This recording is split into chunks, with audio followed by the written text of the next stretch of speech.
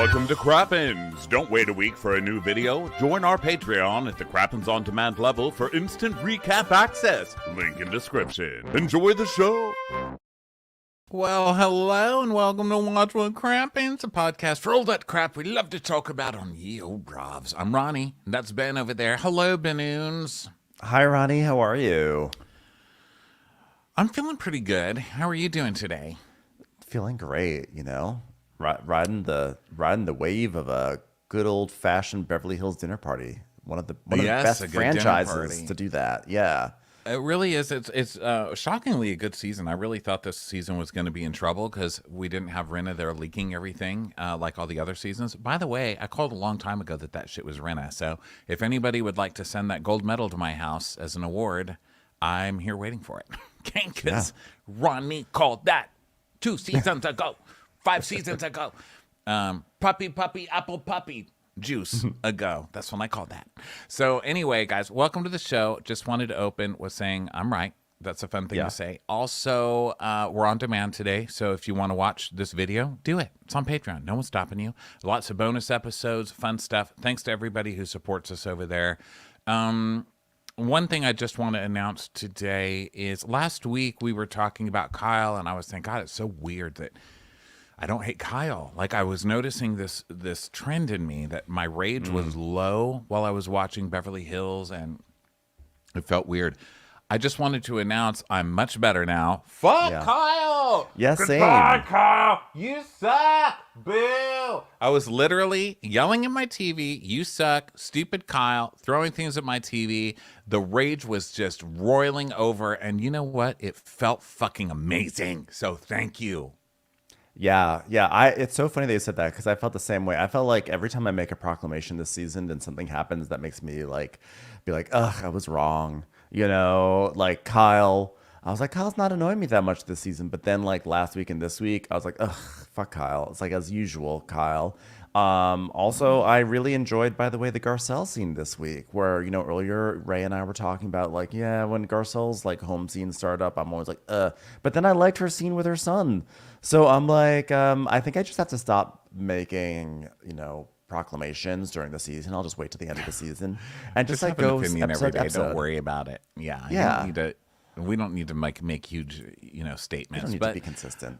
That said, I do not agree about the Garcelle thing. Like, I think Garcelle is fucking hilarious. I think she had a great episode in general. I'm sick of the parenting scenes. Like, I've had it. Like, oh wow, you talk to your sons. Do something else. I'm generally I agree. Are you mad but at I actually me? like. Was I'm just I a saying bad I like the parent? scene. You know your dad left me. You know your dad cheated on me. Girl, like, enough, okay? Now, all the other parts where she was just making smart-ass comments about people, I thought were fucking amazing, and she's really gotten good at all of that. You know, I'm glad they kept Garcelle. Yeah, no, I really continue to like Garcelle. I generally am not interested in the parenting scenes, but for some reason I liked the scene this week. I don't know why. I don't know, maybe because it was like the revelation that her son knew all along about this like horrific affair and everything was like felt more substantial than the kid complaining about like not knowing how to put gas in her car. I don't know, like it seemed more interesting than one of the kids talking about having a girlfriend. I was like, okay, I'm more invested here. I don't know, maybe I was just like cut. Maybe I was in an emotional place. I don't know. Well, you certainly do not have to explain it to me, sir. Well, thank you. You do what you do. I mean, one but thing I've always really loved about you is your confidence in being incorrect. I just think it's the cutest. I'm kidding. No, but that's true. Overall, I thought it was a super fun episode. I was worried about the season, and guess what? I have been proven wrong, at least so far in episode 6. I'm highly entertained. I think Garcelle has been great. I think Sutton has been great. I mean, Sutton's always been funny and weird, but she's really just settled in. She always had that thing before of not wanting to just piss everybody off. Like when she realized she pissed everybody off, she would go into like Ramona apology mode. Now I don't think she really cares. Sutton is our flawed crusader. I mean, she's the only one on the show who really goes in. That's something that Rinna used to do before she decided to start kissing Erica's ass. But Sutton is the one to do it, and she's our flawed crusader because she never really quite does it with full conviction. She's always kind of like trepidatious about it or tentative. You know, we saw her do it with Erica at a similar dinner party. It's always at Kyle's house. A dinner party at Kyle's house, you know, a few years ago. And like, she doesn't just outright ever say like an accusation. She sort of insinuates very heavily, which can be very frustrating, but she's the only one who's willing to do it. And, you know, God bless Sutton. She goes there. Well, I don't mind an insinuation. Like, what else are you supposed to do? Is your husband cheating on you? No. And also, she didn't bring it up first. Kyle kept, meh. But what are you trying to say, son? I mean, Kyle is so ridiculous. She wants this storyline so badly with a cheating affair or whatever. I'm not saying she wanted to get cheated on, which I do believe is what happened. I don't believe this Morgan Wade bullshit, but I do believe she was cheated on. I think that she just wants the scandal of it all to compete with Lisa Vanderpump. She even says she wants to get a lightning tattoo today. Okay. Like, yeah, she's joking that she wants to get a lightning tattoo. I mean, she's just trying so hard. Literally nobody cares. I don't think any of the cast, the cast is not surprised that Mauricio cheated. Okay. B, I don't think they believe this Morgan Wade thing. And C, I think they think it's creepy. Now, listen, they're in Beverly Hills, and I know everybody is used to the men doing this. That's creepy too, I think. But I think that to your friend, if your friend who's always been kind of normal-ish is suddenly dating someone 30-something years their junior, well, not 30-something years, probably a little less than 30 years her junior, I think her friends are like, I don't know about this. And so everyone's just staying quiet, and it's making Kyle crazy. She wants them all to be gossiping about her, and they're not. It is making her nuts. So this whole episode, she's really trying to get Sutton to accuse her of stuff, and Sutton's like, oh, honey, no one really cares. Okay. But like, I guess what I just want Sutton to say is just say, hey, you stop drinking, you're working out like crazy, you're not wearing your wedding band, it seems like you're going through a lot of changes, and we just want to check in and make sure you're doing okay. Where's your state at? We're concerned. But instead she's like, I don't know, you're working out, there's a ring. It's like, just say it, Sutton, just say it cleanly. But but at the same time, that is the joy of it, is the watching the way Sutton so awkwardly approaches things and confronts things. I mean, this is why Sutton is such a great housewife, because she is so Sutton about everything, and so dramatic and so melodramatic, and then very Southern Belle about it when she tries to confront someone. Just say your accusation, Sutton. Just say your accusation. Sutton, just say your accusation. I'm like, oh my God, Kyle, you're trying so hard, and it's so creepy. Also, Kyle, you're such a single white female. Well, I mean, I guess you're not single, but you know what I mean. You're such a fucking stalker. Okay, not only do you admit you're a stalker, but now that we get to see Morgan Wade in flesh today, wow, Kyle. So Kyle copies all the tattoo stuff from her. She copies the sobriety stuff from her. She got her fucking face from her. Did you notice that? Listen. Kyle shows up with a new face every season. Bless her. It's Real Housewives. Also, it's 2023. If I could afford a new face every fucking day, I would get it. Okay? I'm not I'm not plastic surgery shaming anybody else. But I am saying Kyle comes with a new damn face every year, okay? And I like it. You can mark the seasons by Kyle's face. Like, they're literally different every season. This season, seeing those faces side by side, you literally went and got someone else's face. That is so fucking weird, Kyle. It's weird. I'm surprised she didn't give herself an underbite too. That would really just seal the deal. So, like one of those sling blade ones, right? Billy Bob Thornton. Well, we did post a Forrest Gump meme for Morgan Wade today. Sling blade would have been good too, actually. Maybe I'll go back in there and do another one of just. No, because like Morgan sort of has a tendency to stick her bottom teeth out and like touch her lips. It's cruel. I shouldn't make fun of someone's underbite. Welcome to your own show. Like, hi. Are you new here? It is a little cave lady, but good for her. Everyone should find their own wonderful cave lady. So why don't we dive into it? Because also we got the arrival of, I think, our next Real Housewife. Is like Anne Marie actually a housewife, or is she a friend of? I can't figure it out. She I has feel a, like a she's line. She has an yeah, she has opening line, doesn't she? I think she does, and she's in the cast photo. We I'm like, watch it's this show episode every 6, week. and I'm like, can we like figure out who this lady is yet? Isn't she So like, my husband may play basketball, but you better not try to play with me if you've got balls or something like that. I don't know. She's very like probably anti-trans and like very she's problematic. transphobic. This woman, And her yeah, this and her woman husband is, now has rape allegations. By the way, BT Dubs like, congrats, welcome to Bravo. So All we've the been waiting skeletons for are out. her. You know, I don't want to start. First of all, I don't really know that much. All I've really read are comments saying she's transphobic and stuff like that. So fuck you for that. You know, for sure. There's no question about that. I like to generally dislike somebody when they make me dislike them on the show, rather than getting myself all worked up about stuff off of the. That's my general rule. So I'm proud to also announced today that she's fucking obnoxious and annoying, and she's just gonna go to bat for everything Kyle tells her to do. And she's obviously just used as a pawn for Kyle, and it's gross and it's sad, and you should know better from watching the show. Boo to you so far, ma'am. It was blatant. It was literally blatant. We see Kyle say, "Hey, like, by the way, bring this up later because they're making fun of me about me working out. So bring this up later." She literally tells her what to do. She's like, and then Anne Marie's just like, "Yeah, sure, I'll do that." I've heard terrible things about this woman, but then the problem for me is that when I hear terrible things about Real Housewives, I tend to really like them. So I'm gonna have to like figure this out. I have this horrific moral compass when it comes to cast members, the Real Housewives. My track record is like literally terrible, and I'm so far.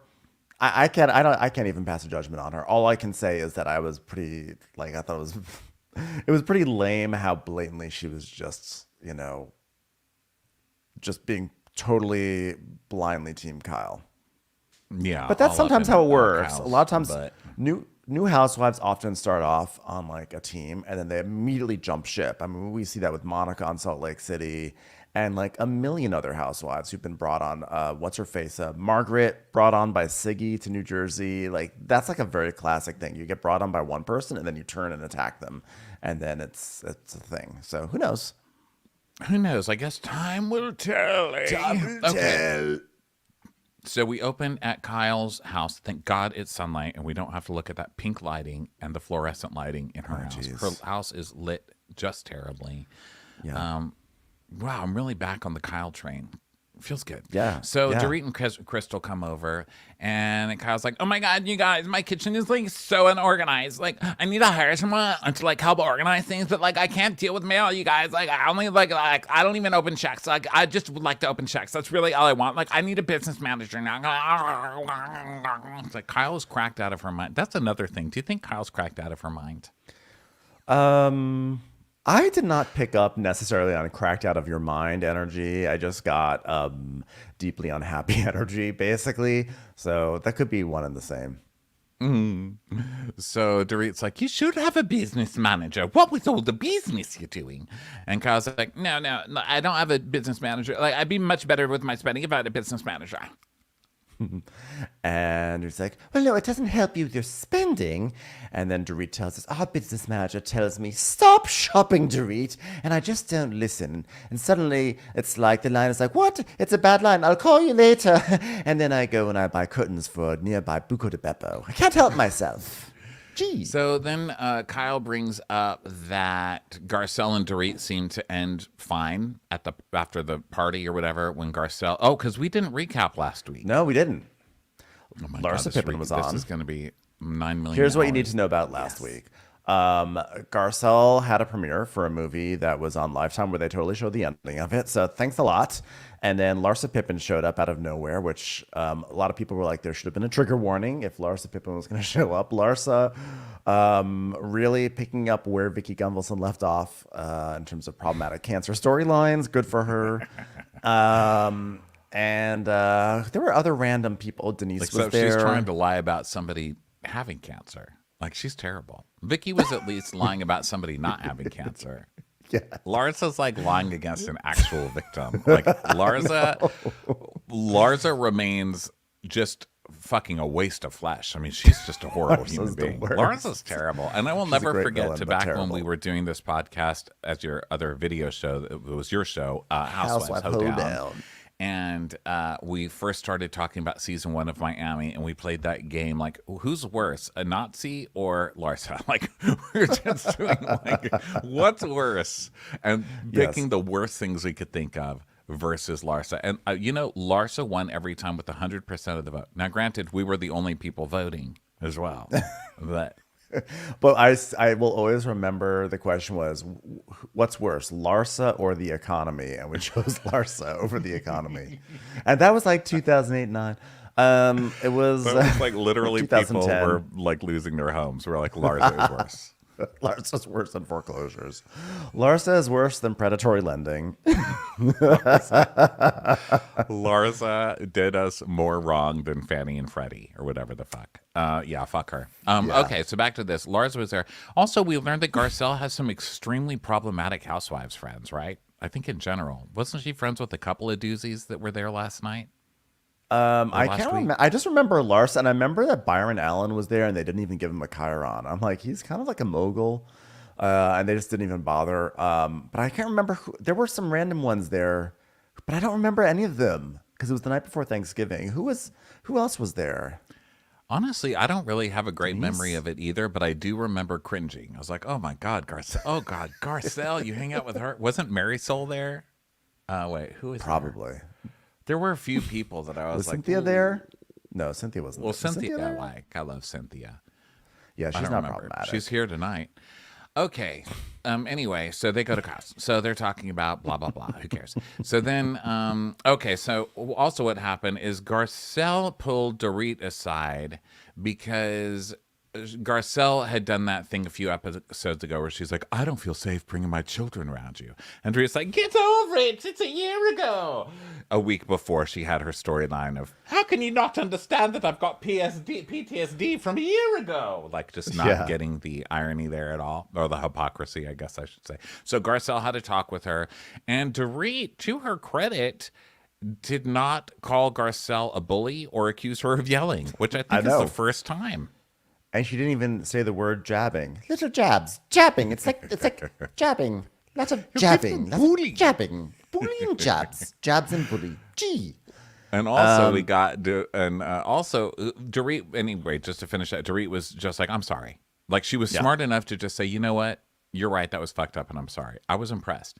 But also, Dorit is going to have a bone to pick with Garcelle. So I think she was trying to reset the stage so that she can come back at Garcelle. Because Dorit's storyline last week was Garcelle had this movie premiere or whatever and didn't tell Dorit that there would be people there. Dorit just thought it was going to be girls. And Dorit was sent into PTSD because she didn't have time to. Now, granted, she was just at Magic Mike in Las Vegas, which is literally human stacked on human stacked on human. And then naked ones gyrating all over other humans. So I don't know. Right. I mean, the way she explained it is that she can prepare herself usually, to which I would say, okay, then you should probably tell yourself every time you leave the house and go into the world that there are people there. Like, what do you want? Really, Dorit? Yeah. Come on. Now, that's not to discount her PTSD, but there is part of me that's like, Dorit. Yeah, I don't discount the PTSD. Right? I don't discount the PTSD because it was like literally such a terrifying thing that she went through. Like I don't discount it whatsoever. It's one of those things though where because it's Dorit, like just in general, I just sort of globally discount most things that Dorit says. Like everything's always like a little exaggerated no matter what. So when she was at this premiere in a room full of 50 people and someone walks by her, she goes, ah! I'm like getting startled. And not only that, I was like, she was surrounded I'm trying to by hold three space cameras. for PTSD. Yeah, I'm trying to hold I literally space paused for PTSD, to count but 3 also, cameras. Yeah, that was like a little funny to me, you know. You're right. Yeah, she did do the thing when she's talking to somebody. She's being filmed. There's a camera like literally a foot away from her, another one in front of her, and another one behind her, and someone passes by and she screams. So. But the other thing that I can remember, I think there was some more Crystal stuff with her brother, which But Kyle and Sutton. No, we're not going to pass that. Fuck that. Get that off my screen. Crystal, people call you boring, so you bring your brother to cry on screen. Your brother is a drama queen. Granted, you could use some of that drama on this show, okay? But your brother crying about his girlfriend, I can't. And then when she's FaceTime, Rob's like, I think it was your fault because you and your mom are so bossy to your brother, and you guys made him come here during COVID, and that's why he broke up with his girlfriend. And so maybe it's your fault. You should apologize. First of all, we all thought COVID was the end of the world, okay? Mm-hmm. He should have chosen his fucking family over his girlfriend. First off. 100%. So I'm with Crystal on. And second, don't call your brother to cry on the FaceTime. So Crystal calls him. It's literally like, I can't talk right now. I'm processing. Oh, fuck off. Okay, get your own show. Wait, no, I said 100% because I thought you said something else. I think that for a fiance, I think you have to choose the fiance over the sister and the mom, actually. No. It's your fiance. It's your fiance. Well, your fiance. Okay, then get married. Then choose your wife. That's what I say. Elope. The other thing that happened was that Garcelle's son went up to Erica and was like, "Yeah, everything's fine."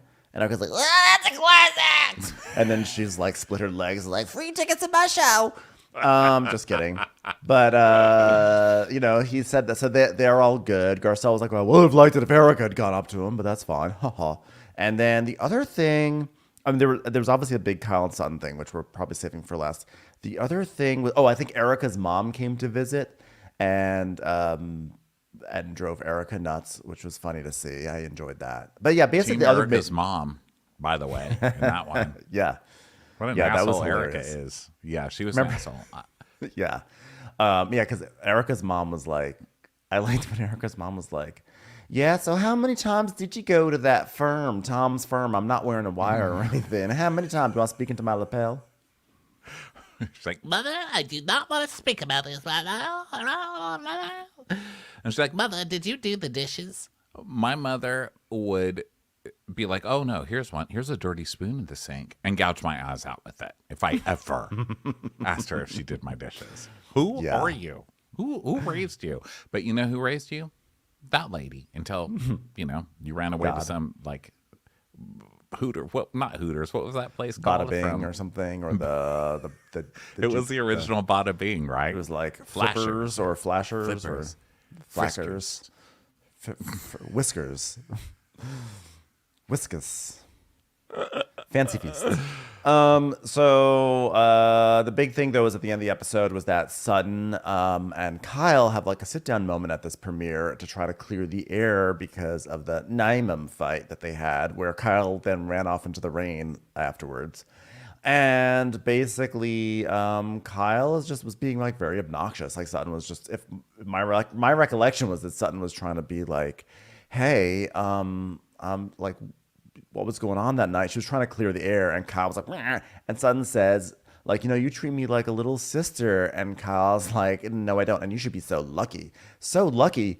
I would never say anyone is lucky to be a Richard sister. They have the most dysfunction out of any sisters we see on Bravo. They go months at a time not talking, and they all have their own enormous demons that they grapple with. So I think she is lucky that she's not a little sister to you, Kyle." Well, she actually is treating her like a sister, if you think of how Kyle treats her sister. Oh, 100%. She accused one of being an alcoholic on TV. Well, I mean, she accused her, but I mean, it was true. But she outed her for being an alcoholic on TV, which she's currently doing with Sutton, in addition to accusing Sutton of having an eating disorder. And then the other one she's kind of accusing of being a crazy alcoholic, which is Kathy, right? She did that through Rinna last year, but still. Right. I mean, sounds like how you treat your sisters to me.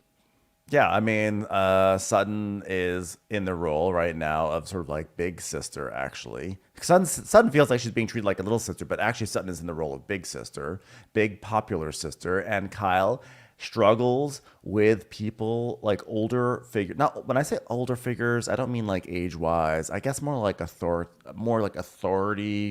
figures, or I guess older sister figures, right? Vanderpump, Kathy, Kim, and now Sutton, who also are popular. And Kyle cannot deal with that. I mean, that I think goes back to her childhood of like Kim being a star and Kyle being you know, someone who like holds books off to the side or something. I don't know. So I think that she just rehashes that relationship over and over and over again with her friends. Yeah, I mean, I can see that. Fucking annoying for the most part. That's pretty much where I'm standing. I don't know. I don't want to go too deep on Kyle because she's painful. She's a painful cringe person. And we also have a stealing full faces. episode. But I guess we'll know that she really is treating Sutton like a sister when next week Kyle has a pickup truck with Sutton's house on the back, and she's just driving it away. That's the whole reason why she rented the house to Sutton. I think she was like actively like upset when Sutton moved out because she wanted to kick her out. She wanted to sell it out from under her. So they're making jokes about getting a business manager for Kyle, and Dorit's like, well, I have a business manager. They don't tell me anything. They say, stop shopping, Dorit. And guess what? I don't listen. Or suddenly, the telephone line, I think, I can't hear you. Hello. I can't hear you. Guys, last night I just thought with Garcelle, you know what? It's the right thing to do for me to apologize, and you know, for making her feel bad about it. And it just takes time, you know. It's like as I sing in Peter Pan live while I get cream pies smashed in my face. My heart will go on. My heart will go on. So then, of course, Kyle brings this meeting to session and lets us know why we're all gathered here today, which is to officially accuse Sutton of alcoholism. So she's like, guys, can I ask your advice, guys? Because I really do care about Sutton. I really care about her, but something's off lately. Off. Tapping my forearm to inject some heroin, something. I'm not really sure what it is. Whoring around, sleeping too much, drugs, alcohol. Drugs and alcohol and hookers. I don't really know, guys. I don't really know what I'm trying to get at. Yeah, I mean, the other night, at her house, she started talking about when the elevator's doors opened when we were leaving Vegas, and she said that was planned. And I was like, that definitely didn't happen, okay? Because I know when things are planned. I'm actually a working actress, and part of my life is having things planned. So, for instance, I was in this film called Halloween and Halloween Kills. I don't know if you're familiar. Oscar winner Jamie Lee Curtis. What was I talking about again? Anyway, you're welcome, everyone. Planning something like that, that's insane. I was like, okay, Dorit. I don't need Dorit's opinion on what's pre-planned and what's not pre-planned. Dorit, you've got a lot of shady shit that's happened over at your place. All right, let's just let that one go.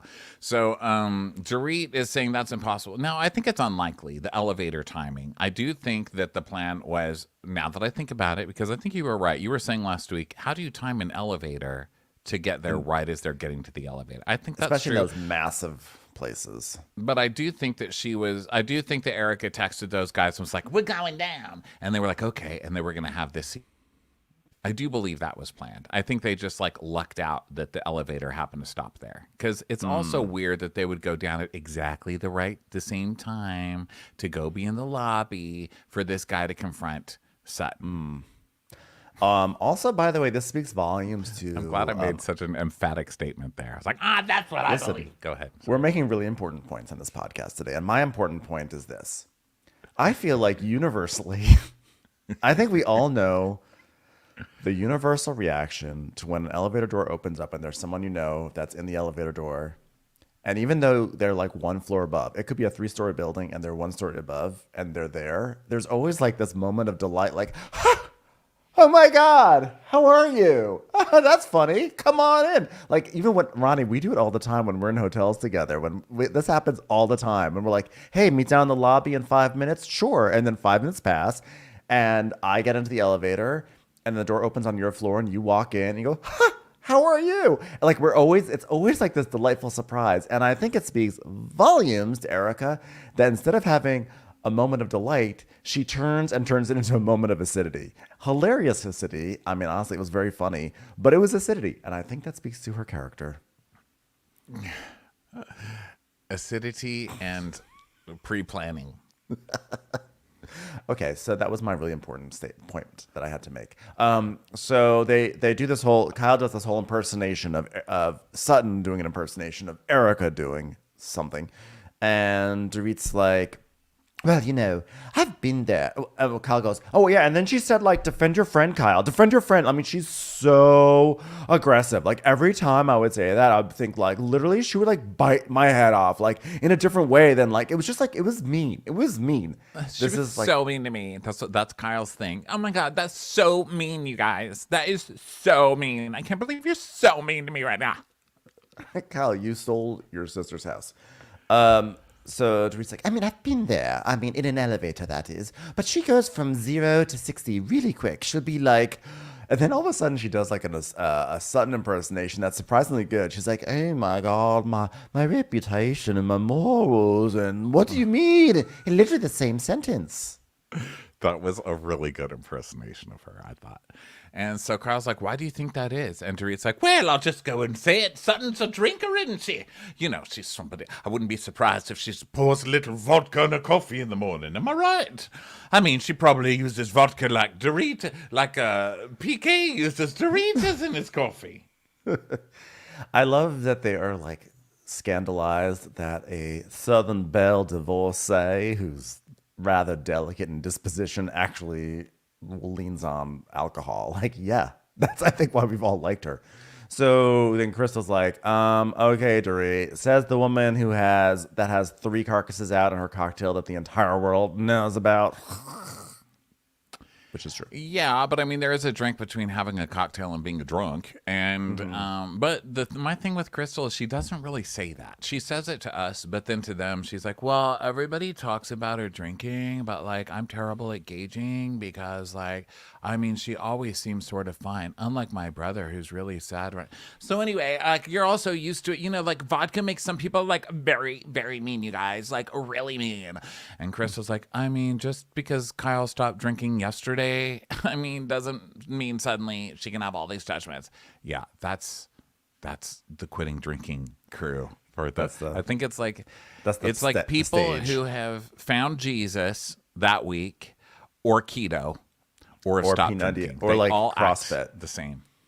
Yeah, CrossFit. You guys got to do CrossFit. What's your WOD? Oh, that means workout of the day. You should do it. You're not doing it. Oh. What are your macros? But Crystal's right, because she's like, Kyle, you just got sober. And of course now Kyle's like, I mean, if I were to have vodka, I mean, I don't drink vodka because I'm sober, by the way, and like I would just like fall asleep. So although I don't feel like that's what we've seen from, I guess she's a tequila drinker. That was her thing.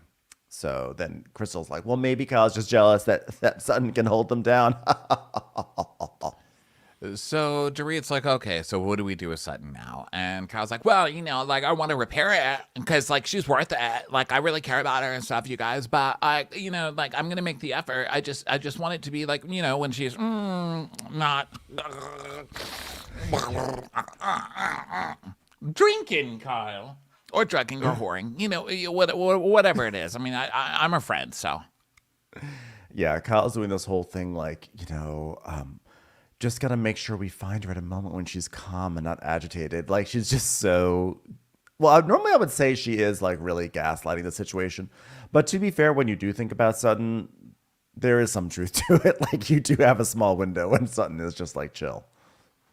I feel like she's chill until people fuck with her. Kyle's constantly fucking with her. She's just poking at her, and then Sutton gets mad and she's like, oh my God, you guys, Sutton is being mean. She's an alcoholic. Like, it's typical fucking Kyle. So she's acting like, oh, I don't want to call her an alcoholic. I just want to be, I just want to talk to her. I just need to wait for a calm time. And Crystal goes, well, is there an environment you feel like she's calmer? Like maybe in the day? And Kyle goes, I mean, before 10 a.m. Am I right? Fucking alcoholic. I didn't say that. Was that my outside voice?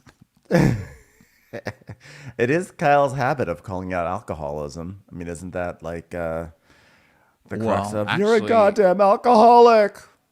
She did that. She did that one time with Kim, but most of the time on this show, 95% of the time, she's like, "How dare you call my sister an alcoholic?" Like, how dare you? Like, that's always been her plot. Like, you don't get to say that about somebody else. Like, that's somebody else's thing. Like, how dare you do that to Kim? Poor Kim. How could you do that? And now, of course, she's completely, it's Kyle. So, anything that she's mad at, she's going to be a total hypocrite about it in another season. Well, because she's back to season 1 Kyle now. And so, like, season 1 Kyle called out her sister's alcoholism, and then season 2 Kyle learned and then had other people do it instead and then pretended like she was outraged by it. So, Sutton and Garcelle meet for dinner at a bar, and they're gathering, and Garcelle is just like, they're making small talk about drinking. She's like, I'll get a kettle on the rocks. Oh, well, I didn't have anything to drink at your thing last night, so don't look at me that way. So she gets a kettle on the rocks. So now the implication is like, oh my God, we go from the alcoholism scene to to Sutton ordering straight alcohol, but she did pour that ocean breeze shit that she keeps in her purse into it. That's why she ordered it. Yeah. You know what? I'm not defending someone. I feel like I shouldn't have to defend somebody if they are an alcoholic. You know what I mean? That's just a shitty thing to accuse somebody of. Now, am I always on here accusing people of it and being on cocaine? Yes, constantly.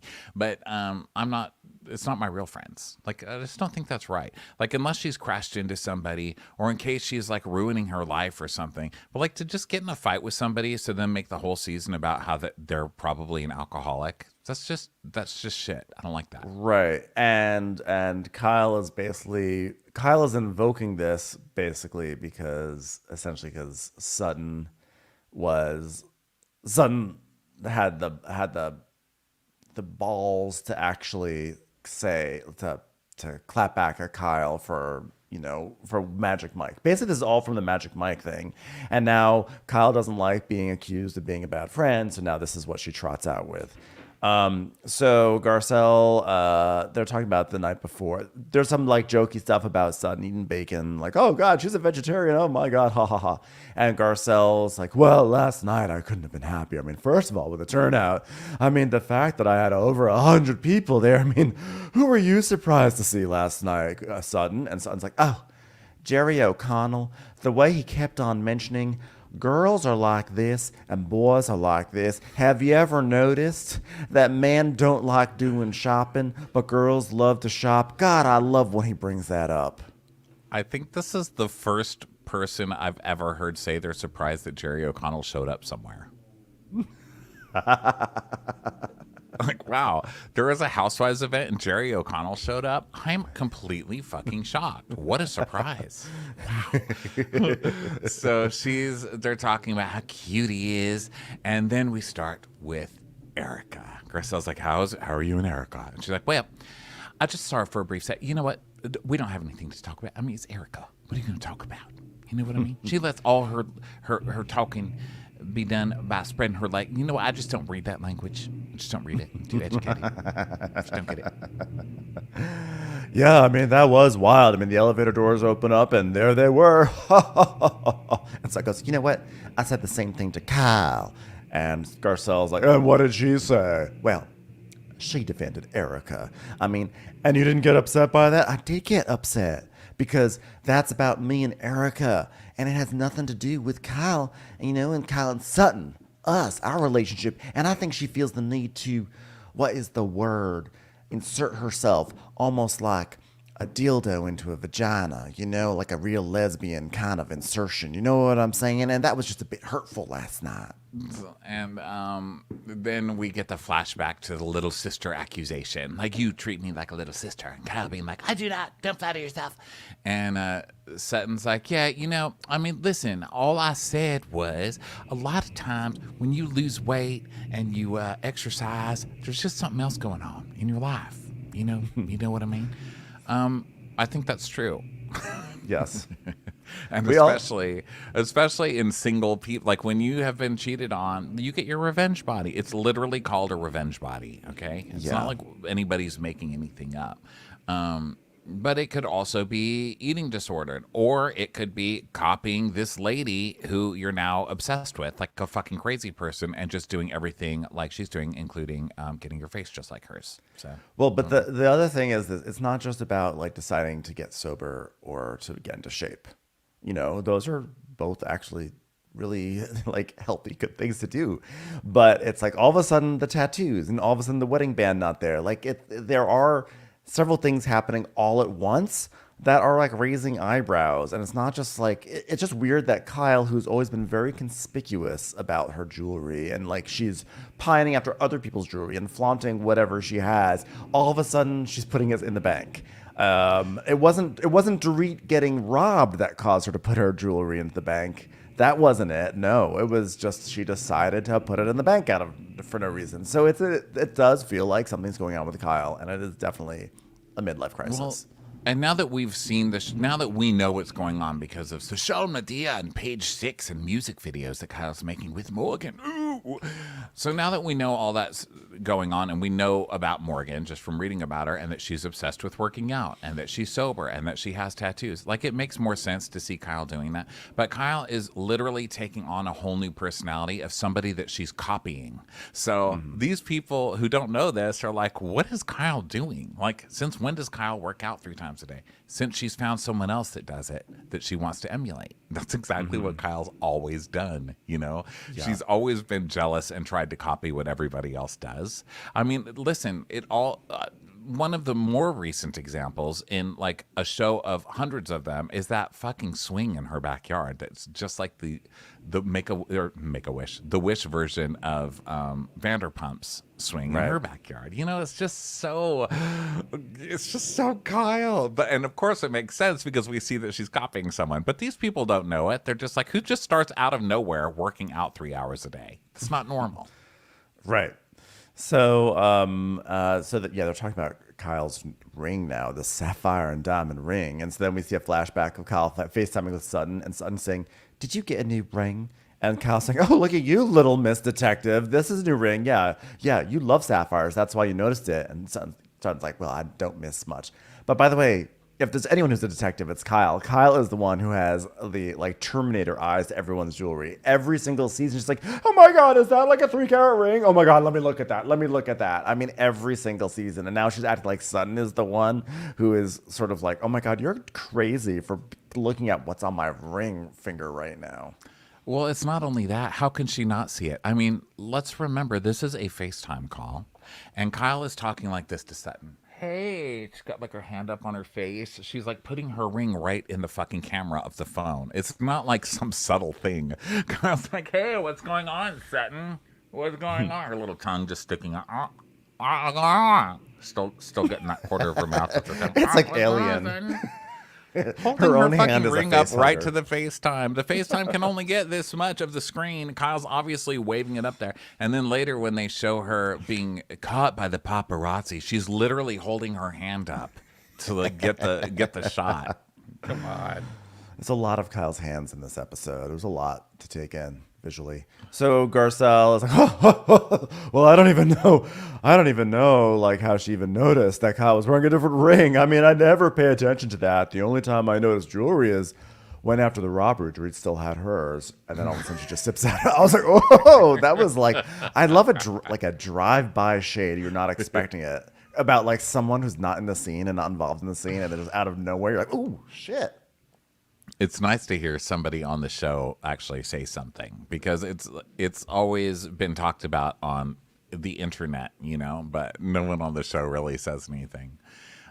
So they start talking about like what Garcelle's like, "Well, what's the big deal if she has a new ring? Who cares?" And Sutton's like, "Well, I mean, the tabloids do say that Kyle and Maurizio are having problems in their marriage." So, and she's like, "Okay." And then we see montage of all the social media posts with Kyle holding her hand up while, you know, split. Are they splitting? The news that he's having an affair. She's like, "It's all over the internet, okay? And listen, I have no interest in Kyle's marriage. I just care about Kyle. Also, don't forget, I think it was in this part here, there was another piece of evidence. This may be the most damning of all. Kyle changed her monogram. And her luggage used to say KRU, and all of a sudden now it says KR. I mean, look, right? You're changing your monogram. That's just like fighting words right there in Beverly Hills. She's begging for people to ask her, and no one is asking her. It's got to be making her fucking crazy that all she can get is something veiled from Sutton. When Sutton's like, "Is everything okay? Is your husband cheating on you?" Like, I've got a good lawyer. I make a ton of money off my divorce, honey. Like, she's got someone doing that, but Kyle really wants someone to be fighting with her about it. She's not getting it, and I'm dying. Kyle loves a visual cue. I mean, all you have to do is rewind to the first scene of the episode. I forgot to bring this up. When they're all talking in the kitchen, did you see what was on the kitchen counter? It was a literal sign that says like Netflix presents Buying Beverly Hills. It literally just says it right there. I was like, this is just blatant chilling. You just literally put up a billboard in your kitchen. She's always going to advertise what's going on in her life. Yeah. So Erica goes to meet. Okay. So that's the end of that. So now Erica goes to meet Alexis, her new manager. And Alexis is like, "Oh, you look pretty in pink, like a walking Barbie, Erica." She's like, "Oh, yeah, but it's so good to see you, baby. It's so good to be here." And she tells us, well, you know, she has a background in publicity. And I was together with my Jax, but we've decided not to work together. And we see clips of her being accused of being the leak last year because of her manager or whatever hearing shit and leaking it to Page 6. The Gretchen Rossi best friend, Jack. I mean, that's where you knew you were going to go wrong, was with this guy. It was just his track record. Jack, yeah. Because I just have a very distinct memory of Gretchen Rossi bringing him to a party in Orange County once. And like, I've always remembered that. And I'm like, you hired the guy that was Gretchen Rossi's +1 to a party at like Vicky Tanis's house? Really? So, so they're talking about her career and everything, and Alexis is saying how, like, you know, we need to be realistic because you're at a pivotal point. You don't know how to sing. Okay, God, I'm so glad we got that out. Okay, also, you were essentially on top of the world, and by on top of the world, I mean, you were sort of like, I guess, like, you know, it was like you were on a step stool on the world, maybe not on top, but you were just sort of like, you were a few steps up a little bit, and no, you were on Broadway, and everything was good for you, and then obviously, I mean, you got completely stopped in your tracks by like a scandal, like a little, you know, fraud scandal, you know, it created a lot of uncertainty around your name, around your brand in quotes, because it's not like you really have a real brand, you know. Tell me if I'm oversharing too much. I love it created uncertainty around your brand. What did it? What were people uncertain about?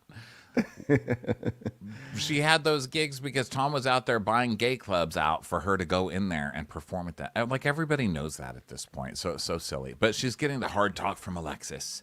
And she's like, "Oh, yeah, people wanted to know, am I viable? And to be perfectly honest with you, and believe me, Tom's indictment has not helped. Okay. It helped in the sense of Erica didn't get indicted, which is what I've been trying to tell everybody anyways, but does that translate into people wanting to work with me? No. I mean, I was this close to locking in that contract with the New York City Opera. They were just about to hire me to be a judge on The Voice. I mean, wow. So this is like another Erica scene where she is like, "Oh, wow, look, I'm not guilty of anything. I have no lawsuits against me." And back to Broadway. Here's my first cobblestone on this street to the Tonys. Which, you know what? God bless her and her delusional ass, because those are usually the people who win, you know? Yeah, it's true. And again, it's weird that I'm liking Erica this season. So despite all this, I don't understand what's going on. That still is not reset even though for she's me. kind of still lying her ass off, she's doing it in a more honest way, if that makes any, like, she's still delusional, but she's like, "Yeah, and I was wrong in this thing, and I was wrong in that thing. And, oh God, someone's ringing on my doorbell. You're not allowed to do that. We're recording Watch What Crappens, FedExery. Don't do it It's a again." real doorbell, huh? Yeah, I thought it was going to be like, "It's my mother. She showed up with another quote-unquote flower arrangement that has a giant microphone in it." I think I'm on to her. Yeah, I think just because she's like laughing at shit more. I'm like, okay, now that she's laughing at shit, I like her. So, anyway, so basically the manager is like, she goes, "Correct me if I'm wrong, but I would imagine that you want to perform again." She's like, Yeah, bitch. Why do you think I hired you? Okay, yeah, I want to get back on stage. I want to make new music. I want to be entertaining again. I want to listen. I want to make songs that have more than 3 notes in them. You know what I'm saying? Well, I love Alexis's negativity because she's like, I just think, gosh, I should make some calls and see like if anybody will even take a meeting with you. I mean, I guess you never know until you ask. Like, what the hell? Aren't you supposed to be a little more positive? I mean, not to stick up for Erica here, but aren't you supposed to be like, oh my God, Erica, it's going to be great. You're going to be great. Everything is going to be fine. I got you, girl. Alexis is like, yeah, you're pretty much still drowning, and I'm not sure that we can stop it. But hey, guess what? On the bright side, 15% of nothing is nothing. Am I right? Okay, I'm going to lose. Oh my God. Guess what? It's already working. You just got an offer to be part of the chorus to sing the Z100 logo jingle in New York City. Are you down for that? Well, I suppose a job's a job. So now we have Garcelle and her son going to dinner, and Garcelle is choking, and her son thinks it might be a tonsil thing. So I wonder if they're setting up a tonsil issue for Garcelle. Who knows? So then they go to... Who knows what excitement the Garcelle storyline holds. The mysteries. So they go to this Japanese restaurant. Garcelle's with Jax. And they're sort of having banter back and forth, and they're just having conversation. And she's talking about how it's like with twins, you've got to mother them differently. And Jax needs a lot of like conversation and reassurance and talk. He likes to talk things out, and you really have to listen to him. Yada yada yada. So they're talking. He's very precocious. He's very bantery. And this is where they talk about the fact that he actually always knew. He's known since he was 8 that his dad had cheated on Garcelle. Yeah, because he Googled it. She's like, what? Google? And so then she tells us again how she found out about Mike's infidelity. Like, I have nothing more to say. You go ahead. I need to get back to Garcelle. Well, she's just, I mean, there's not really, it's hard to really, there's not much to say here. It's just that, like, basically, she's shocked, she's surprised, and she feels really guilty that he's had to grow up with this knowledge, etc. But he's like, don't worry, Mom. I'm basically an adult, and I don't need parenting anymore, and I know how to do everything in life, and you don't have to worry about me. By the way, how do you pay for a bill at a restaurant? And yeah, can I have $500? How do gas pumps work? So now the moment we've all been waiting for. Kyle goes to a tattoo gallery to meet with Stefano. And she's like, oh my God, did you get my text? Like, I actually didn't say anything about coming here today, but like, here I am now. Like, sorry to just text you last minute. I have like a very intricate design. I got it from a basic batch book of tattoos. So do you have anything more? Basically, I just want anything that they would sell and gold plated at Claire's, but put in a tiny way somewhere on my body. Great. Yeah, I just want it to be like a planet and stars. That's like, I feel like it's really original. So she goes, yeah, so my friend Morgan says, like, you overthink it too much. And she has like a lot of tattoos. She's actually like the coolest person I've ever met. Like, she's like my favorite. She's like the best. Yeah. So Kyle, I read this comment on Reddit. Hi Reddit, love you, Bravo Real Housewives. So I was reading a comment on there that said, I looked Kyle's tattoo up. I love this. I love fucking people. Okay. Mm-hmm. I was looking up in my house, what does Saturn represent? Because I was like, I was looking up Morgan Wade Saturn, Morgan Wade planet. I couldn't find anything except her Saturn is in Pisces. I do know that. But anyway, I read a comment later on Reddit that was saying that someone else has Kyle's tattoo, and it's Giselle Bunchkin, the model, who got her tattoo when she got separated from her husband. And I looked up the tattoo, and it's similar. It's got the stars, and it's got a moon instead of Saturn. But, leave it up to Kyle. She can't even get an original divorce tattoo. Come on. No. So I looked up what Saturn is the god of. And first thing came up was agriculture, which I love that Kyle Richards gets a, like... She's like, I need to represent agriculture on my body. But I'm really here for organic corn in this divorce.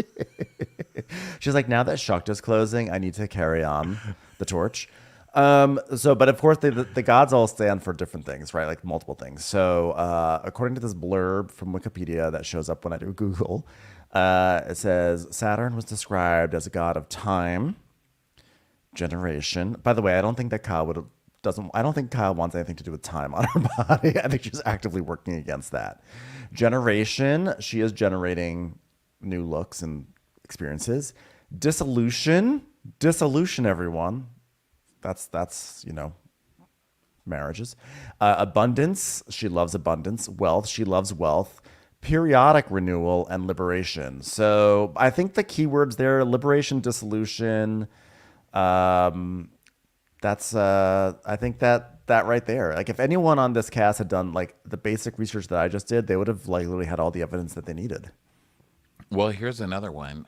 This is Saturn in astrology zodiac. What does it mean in astrology? It is I achieve. That's what it means. The ringed planet's motto is I achieve, and it guides you towards fulfilling your goals and get to work and work hard. So I'm looking at as a workout. Like I'm really into working out. Like it's discipline. I also can't help but think of the vehicle, the Saturn car, and that was a failed car. So, I mean, she might as well just put on like a Yugo and a Geo and a Pontiac. It was like a ripoff of other cars, and ultimately it was just shuttered. so boring it failed. Yeah. It was closed down. There you go. So, yeah, she is with Stefano, who's like, oh my God, you have a secret? Am I in trouble? What's going on? Why would you text me last minute? And she's like, no, it's not a secret. I just didn't tell. I'm so girly and young. So then she's like filled with this energy. Now, I have to say, people online were like, oh my God, there's so much chemistry here with Morgan and Kyle. It's just like off the charts. I got stalker. I got lonely lady who's on tour all the time and needs somebody to talk to, and possibly a mother figure or a big sister figure. And then I got stalker. I got no chemistry. I actually got no chemistry. I got like awkwardness. I mean, I picked up on like a vibe, but like I did not pick up on chemistry. But then again, I'm not sure. Is it possible to have chemistry with Morgan? She was not the most personality forward person I feel like I've seen on TV. So I feel like I can't imagine people having chemistry with her ever, whether that was like secret or not. But I just tattoos sort of got, are a like, personality, Ben. Kyle was definitely very coy, and she was giggling a lot, and she was like nervous. She definitely had a big nervous energy about her. So then Morgan comes in. At long last, Morgan comes in, and Kyle's like, oh my God, I was telling Stefano that I overthink these things, and like clearly you don't, because I was like, should I put on like Saturn or not Saturn, and like you're not worried whatsoever, and Morgan's like, no, I'm not, I'm all covered up. Ooh. Yeah, I'm just all covered. She goes, yeah, you're covered. Like, could you imagine, like, my house if I showed up with that tattoo, like a throat tattoo? Oh my God, that would be so crazy. Mo would like, wait, where are we gonna put it? That's the other thing. Where are we gonna put my tattoo? I'm gonna get the tattoo. Look how many tattoos she has. Like, I mean, I don't have that many yet. I mean, maybe I will, right, Morgan? That's crazy. Do you remember that time we got egg rolls at the Chinese restaurant? I'm gonna get an egg roll. Should I get an egg roll? Do you think that's gonna look like a big dick? I shouldn't do that. God, Maurizio hates egg rolls. I want it. I want an egg roll. I want an egg roll. I'm partial to crab rangoon. That's my favorite too. Oh my God, I love crab rangoon. Oh my God, can we just like order like a lot of crab rangoons right now? Should I get a tattoo of a crab rangoon? I'm gonna do that. I'm gonna do it. It'll be like our little secret. Okay. Oh my God, did I tell you that Mo asked me how many I have? That's hilarious. Like he didn't even know how many I had. And she goes, yeah, and you said you got 5. That's what you said, right? You got 5 tattoos. She goes, yeah, I have 5. She goes, wow. Yeah, well, I got into a fight on my Instagram about you. Somebody on Instagram said, like, they're coming about my tattoos and saying, like, I was trying to look like you. And I was like, what? Who cares? Who cares if it looks like me? Like, they're going to assume you're having a midlife crisis or something with all those tattoos, Kyle. Kyle's like, Morgan, great, thanks, Morgan. then she goes, Morgan and I are just like really close friends. We talk every day about, like our favorite things like crab rangoon and tattoos, air. We both love air. That's great. We love that. We just have so much in common. You just can't really get it. So then she's like, people are just like really confused about our friendship. And Stefanos is like, so how did you guys meet? She goes, Morgan goes, She stalked me. I was like, I did. I did. I was like, I heard her music once and I was like, oh my God, who is this girl with this voice and this beautiful face? She's like an angel in tattoos who loves crab rangoon. Oh my God, we're like best friends. People are confused. Yeah, my friends are freaking out because you shared it on your story, Kyle. She's like, well, it's because I wanted to get your attention. That's why I did it. It's crazy. She's like, yeah, they're like, oh my gosh, it's Kyle Richards. Wow. Morgan is 100% herself. Like, no excuses, no apologies. She's just like herself. I mean, just like exploding with so much personality. I mean, did you know she loves chairs? Yeah, I'm just gonna. I don't want to speak for her, but like, it's just like it just comes out, oozes out of her pores. Oh God, she's great. So she is like giggling all over herself, and she starts talking about how she's going to have this CBD THC party at her house tomorrow, and because that was her thing, like her and Mo are like loving being stoners or whatever, and Morgan is like, whatever. She goes, yeah, I think that's weird, actually. I mean, I don't know. You said you don't like edibles. Now you're going to have an edible party. She goes, I don't like them. I don't like them, Morgan. Oh, my God. You know what you should tattoo? Choose, put the egg roll, because that's like something that's edible, and then like put a no through it, like an X outside. Like no smoking, but like nothing edible. I hate edibles. I'm going to have an IV to feed myself now. Like, I literally don't even like anything that's edible anymore. Hey, you felt like your necklace was choking you. I did. I totally thought it was choking me. Oh my God, I felt like it was so choking me. But like sometimes in this group, they're like pushing me. They're like, why are you not drinking? And every time I see them, I'm like, if I don't do the edibles, are they going to get like annoyed with me? Are they gonna get... So can I do an edible? Will you be mad if I do an edible? I guess that's what I'm just trying to figure out. Like, is this going to be kind of like this thing? Is it going to be like over if I have an edible? I'm just trying to gauge. I mean, whatever you want to do. It's fine. It's cool. Morgan's like, you should have to feel pressure to do something like you don't want to do, Carl, just because everybody else does it. And Carl just looks at her like, what? How does that even make any sense? She's like, I don't know what language you're speaking right now, but I'm just going to keep listening to it because I love you. I love you. Well, yeah, because you don't hang out with these same people, but just go. And if you decide when you're there to try it, then try it. But if you decide that when you're there, I don't want to do this, then don't. Don't make a big deal about it, Kyle. Kyle is literally the one throwing this party. Why is she acting like, oh my God, everyone is pressuring me. It's so crazy. Like, what if I don't do weed at the weed party? You're throwing the weed party. You've elected to do this. Just have a normal party instead. Come up with another bullshit reason. You're literally the one on your sober season getting everyone high at your party. Are you fucking crazy? I know. Kyle is so Kyle. I can't. Yeah. And Kyle is saying that Morgan's been sober for 6 years, and it's just like nice to have friends that you have things in common with. Like, we both like to work out. We don't like to drink. It's just nice to surround yourself with, like-minded people. But didn't you just start all of that when you met her? You weren't working out like that and not drinking until you got obsessed with Morgan. You can't be like, oh my God, we have so much in common. When you literally you're stealing her personality. Give it back. Give it back. So now it's time for Kyle to get her a tattoo, and Morgan's just like watching while this tattoo goes on, and Morgan's, it's a penis, and she's like, stop it. She's so funny. She's so funny. I mean, she's acting. She's like trying to like not to make me laugh, and then she says you're drawing a penis. Isn't she incorrigible? Oh my God, we are so like-minded. These jokes. And Morgan's like, well, I get that real spicy, Kyle, the thing you're getting there. And she's like, yeah, I should have put like a little pepper there. I should have put a pepper there. And Morgan's like, no one laughs at your jokes quite like you do. Be still, Kyle. Stop moving, Kyle. She's like, I'm trying not to, but like everyone's like, oh my God, how are they friends? Like, you taught me that I can't judge a book by the cover. Even though I'm literally trying to get your cover art printed on my book right now. Even though I'm trying to take the jacket off of your cover and wrap it around me. The way that Kyle has said so many times in this scene, like, people are so confused about our friendship. Like, me thou protest too much. I guess it's not a protest, but like she's bringing it up so much. I'm like, okay, you're overcompensating now. I think Morgan looks uncomfortable. I don't think she likes it. Yeah. I mean, I don't No. look, Morgan made a whole song and music video about it. So I don't think that I guess uncomfortable would probably be the right word, but I'm cringing at this point. I was expecting it to be like, oh, maybe they are in love, but I'm walking away from this like Kyle is stalking she's just stalking this girl, and I feel bad for Morgan. Like, what did Morgan ever do? She's lonely. Have you ever met people who are like famous and on tour? They're very lonely people. I mean, Kyle literally stalked Morgan. She literally like contacted Morgan. Kyle basically used her blue dot to get Morgan's attention. She put Morgan's music on her Instagram, and so everyone was like, "Oh my god, Kyle Richards from TV likes your music, Morgan."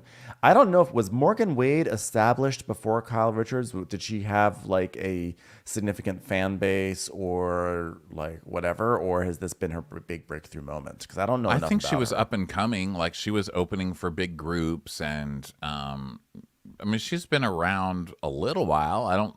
She's certainly not famous like she is now. But is she famous? I mean, is she famous outside of the Housewives world? I mean, I think she's. I don't think Kyle literally gave her whole career, but I think she definitely, helped. Mm-hmm. Yeah. You definitely, she's going to have a lot of people like, oh my God, do the Vanderpump Rules theme. Yes. Like she's going to be like, what the hell's happening to these shows now? Why I got to sing that shit? You don't know. We'll know it's like living the best time of your life. What is shit? Who wrote this? So now the tattoo is done, and this is when Kyle is like, "Oh, I'm gonna get a lightning bolt on my ear, just like you have. We need more rumors started." Awkward. Jeez, Kyle.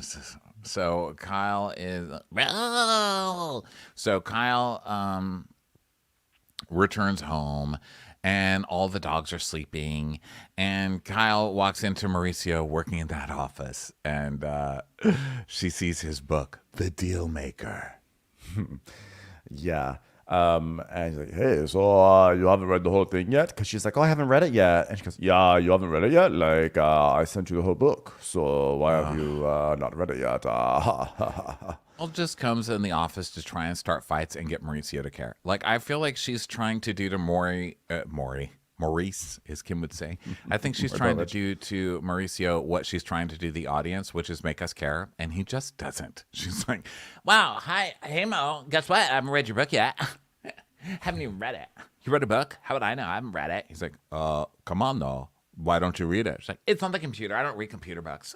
You're literally holding a book. Yeah, well, you know what? Morgan says that covers of books don't even matter, so whatever. Guess what I got? Tattoo. Now, excuse me, I've got to go finish reading this book on my iPad that Morgan recommended. Bye. But it's a little shady too of Mauricio to say you didn't read the whole book yet, because like he could just be like, oh yeah, we'll just read it when you have the time. So it's weird to call her out too. Like, no, it's not. If your partner wrote a book and you never bothered to read it, and he didn't even bring it up, she brought it up just to be pissy. Right. Well, I mean, that's the thing. Like I think if it were me, I would have just been like, okay, I'm not gonna make my wife, even though my wife is trying to start a moment with me right now, I'm just gonna be like, oh, cool, like read it when you want to read it, like because I'm on camera. But he's like, oh, okay, well, if you want to do this, then I'm gonna come back at you right on camera. So they are clearly What in a did bad he place. do? How did he come back? He didn't come back at her. I'm team more. Well, I Mo think that on like when he this. said you haven't read the whole thing, I sent you the whole book. I mean, that was like passive aggressive in return. Like I understand why he did it. I'm just saying that like he's fine. also I mean, being passive aggressive. No, I don't think so. I think he's just being like, why are you bothering me? I'm trying to work. I'm trying to stare at the driveway while I work. Okay? Could you please stop bothering me, Kosh? Like, yeah, well, I didn't read your book. Guess what else? I got a tattoo. And he's like, oh, Lapine, which is bunny. Did you know? Hold on. Let me look By the way, it up he's again also, but I have to say, to be fair, he's probably like, you didn't read my book when I've had to read every single script for your freaking Alicia Silverstone show. Every single pitch you've done. I think he's nice. I think if it was the other way around, Kyle would be like, oh my God, Mauricio's not even reading my book. Like, what the hell? Like, is he even there for me anymore? So the definition of lapine is a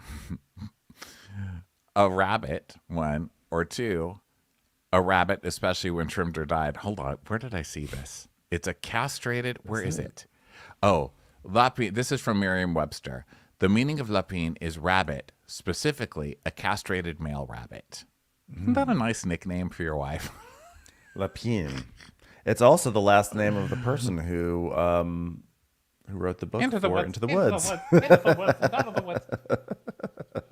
We're really in the woods right now, I'll tell you that. I hope me and Mauricio can get out of the woods. So then they have some small talk about like he's got to leave for Florida for a business trip, and he's bringing golf clubs, and she's like, "Oh my god, that bag, it's so big." He's like, "You may want to put me in there in a minute." He's like, why is that?" "I got another tattoo, huh? I got a tattoo." So she's like flaunting this now because she knows it's gonna make him so pissed off. He's like, "Honey, what are you doing, honey?" And she's like, "It's very small. It's small and it represents agriculture." Yeah, she's like, I mean, like, what do you care? Like, you don't have a choice. You don't have a choice. I thought it was cute. Like, who's going to even see it unless I have a bathing suit on? I mean, it's going to be covered. And he goes, well, I hope I get to see it. She's like, you're seeing it right now. And that's it. So, he's like, bye, no, loser. Bye, loser. I'm in often. Like, you know. And he also was like, is it my name? And she's like, no, it's a planet. I decided to choose a planet from our solar system instead of you. Yeah. Saturn, which I suddenly care about. Yeah, it's Saturn. It's actually a planet with a new ring on it, and its name is Saturn. So. I literally put a ring on it because I like it so much.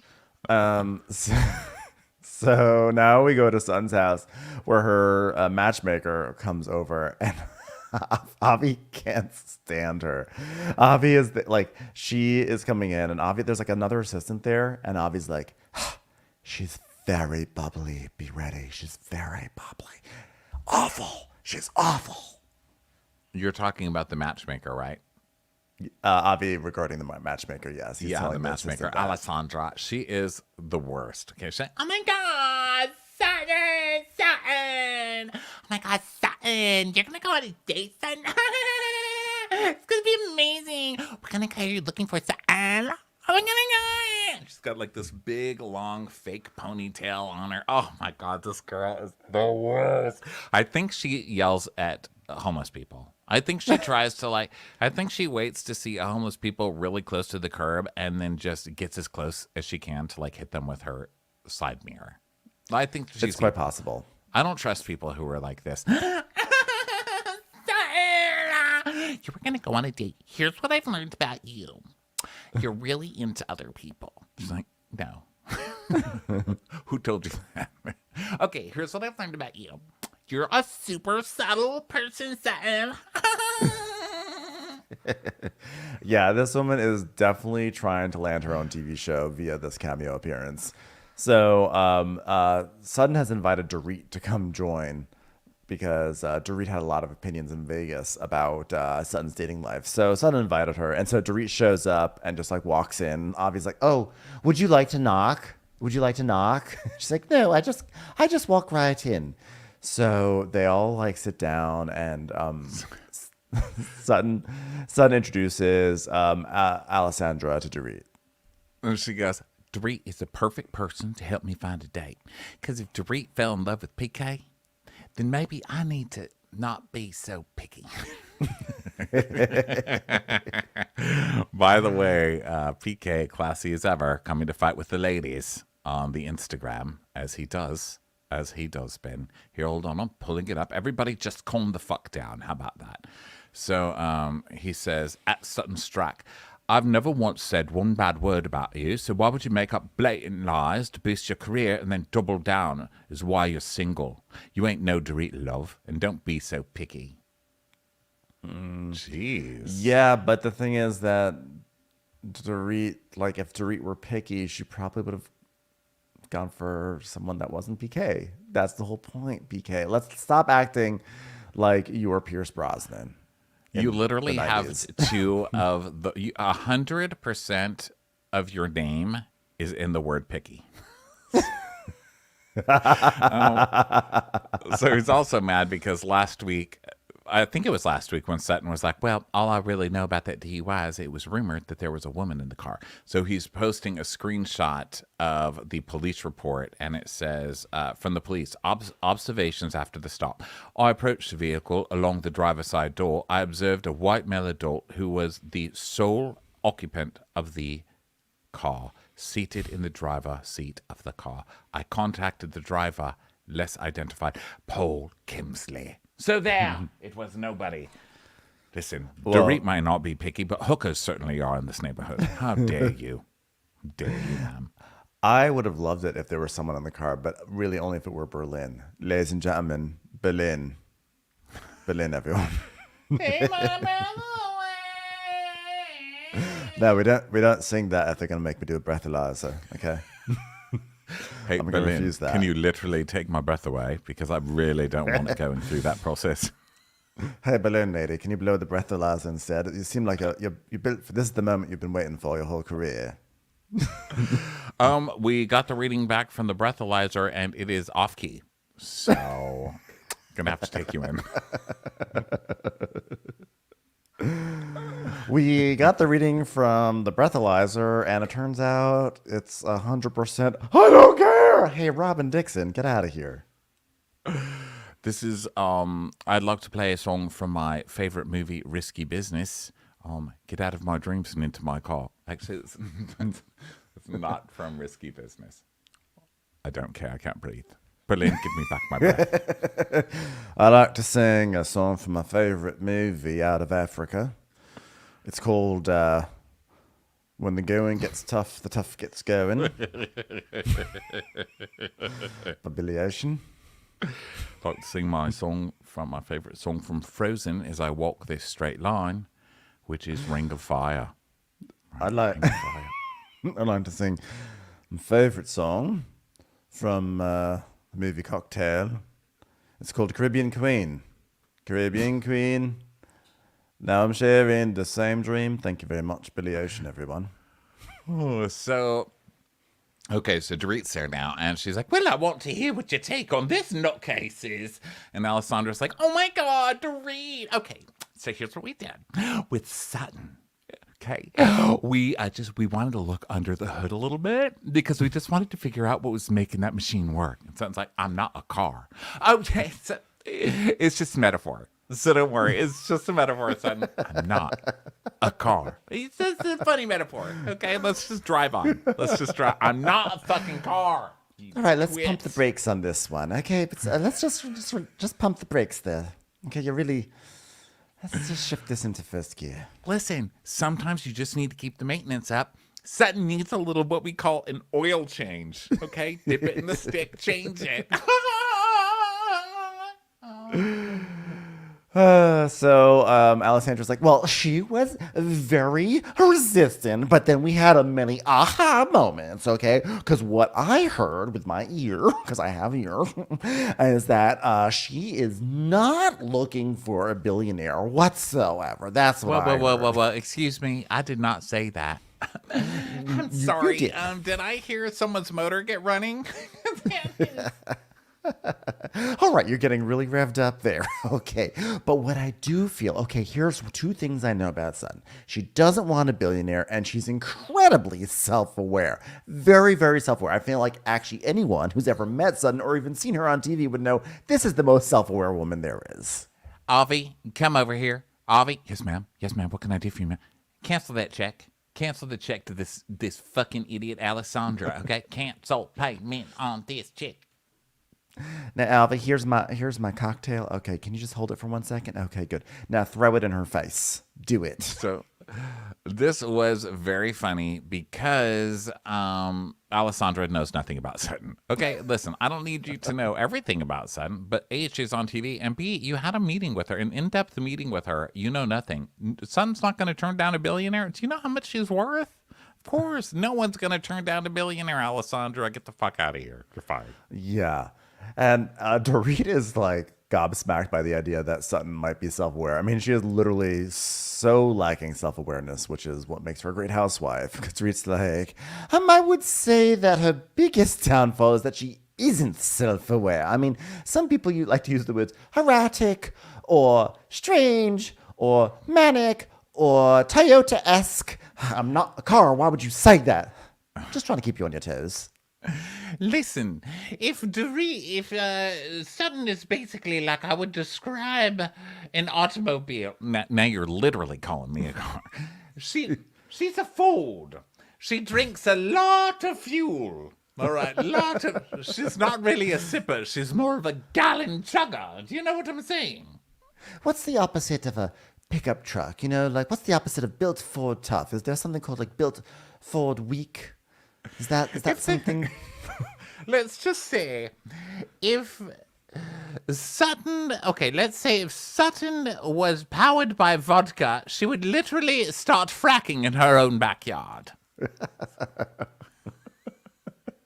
a minute. Now you're mixing cars with alcoholism. Well, you do take a lot of gas, don't you?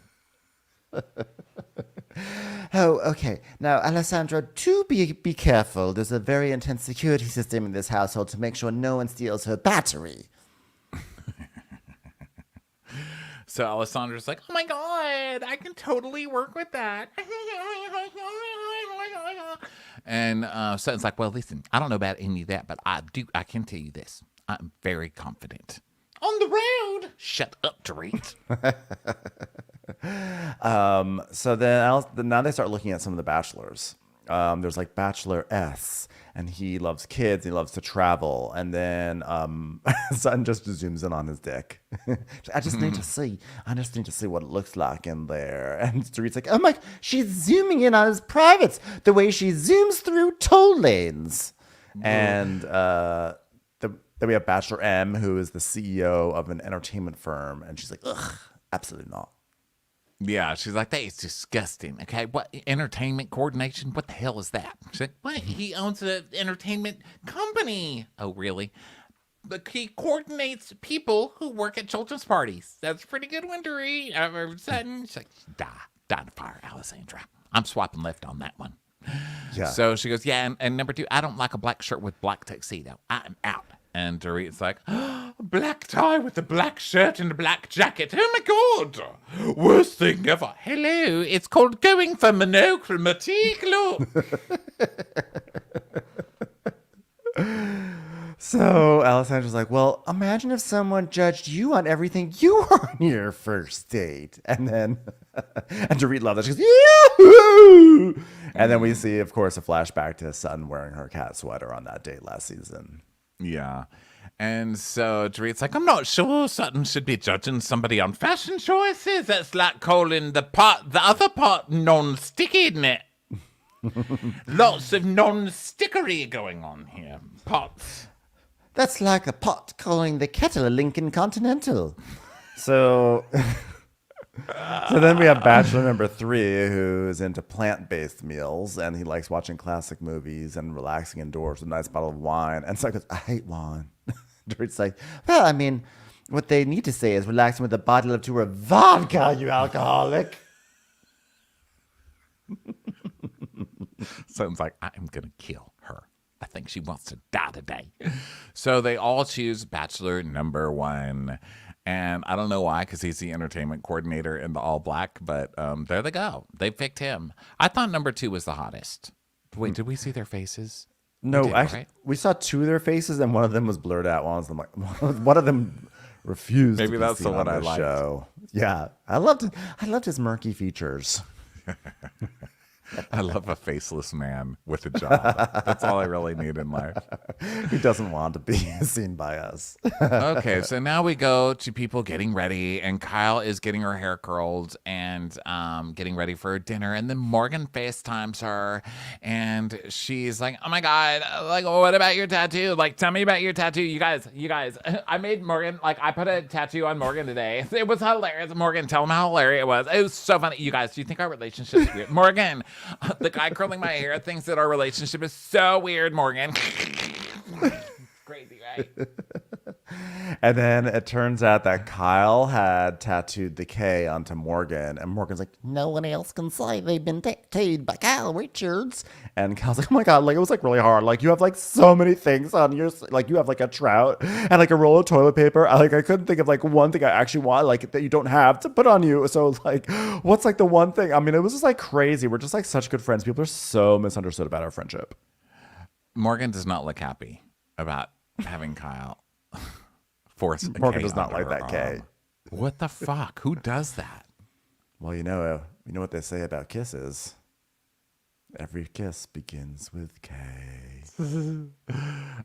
So then I would put a circle around it at least. So at least you're giving, at least you're doing something that Mary Cosby won't stand in front of. You can get a refreshment. So Kyle, by the way, I can't stand this hair that they're doing to Kyle. This is Kyle. This is bad. Kyle, it honestly looks, I've got some dead scallions upstairs, and this is what they look like when they die in my planter. When they're alive, they're all sticking straight up. When they're dead, they all just sort of like wilt down like this, sort of like curl up and brownish, and she's got like dead scallion hair. I don't like it. I don't like this look on her.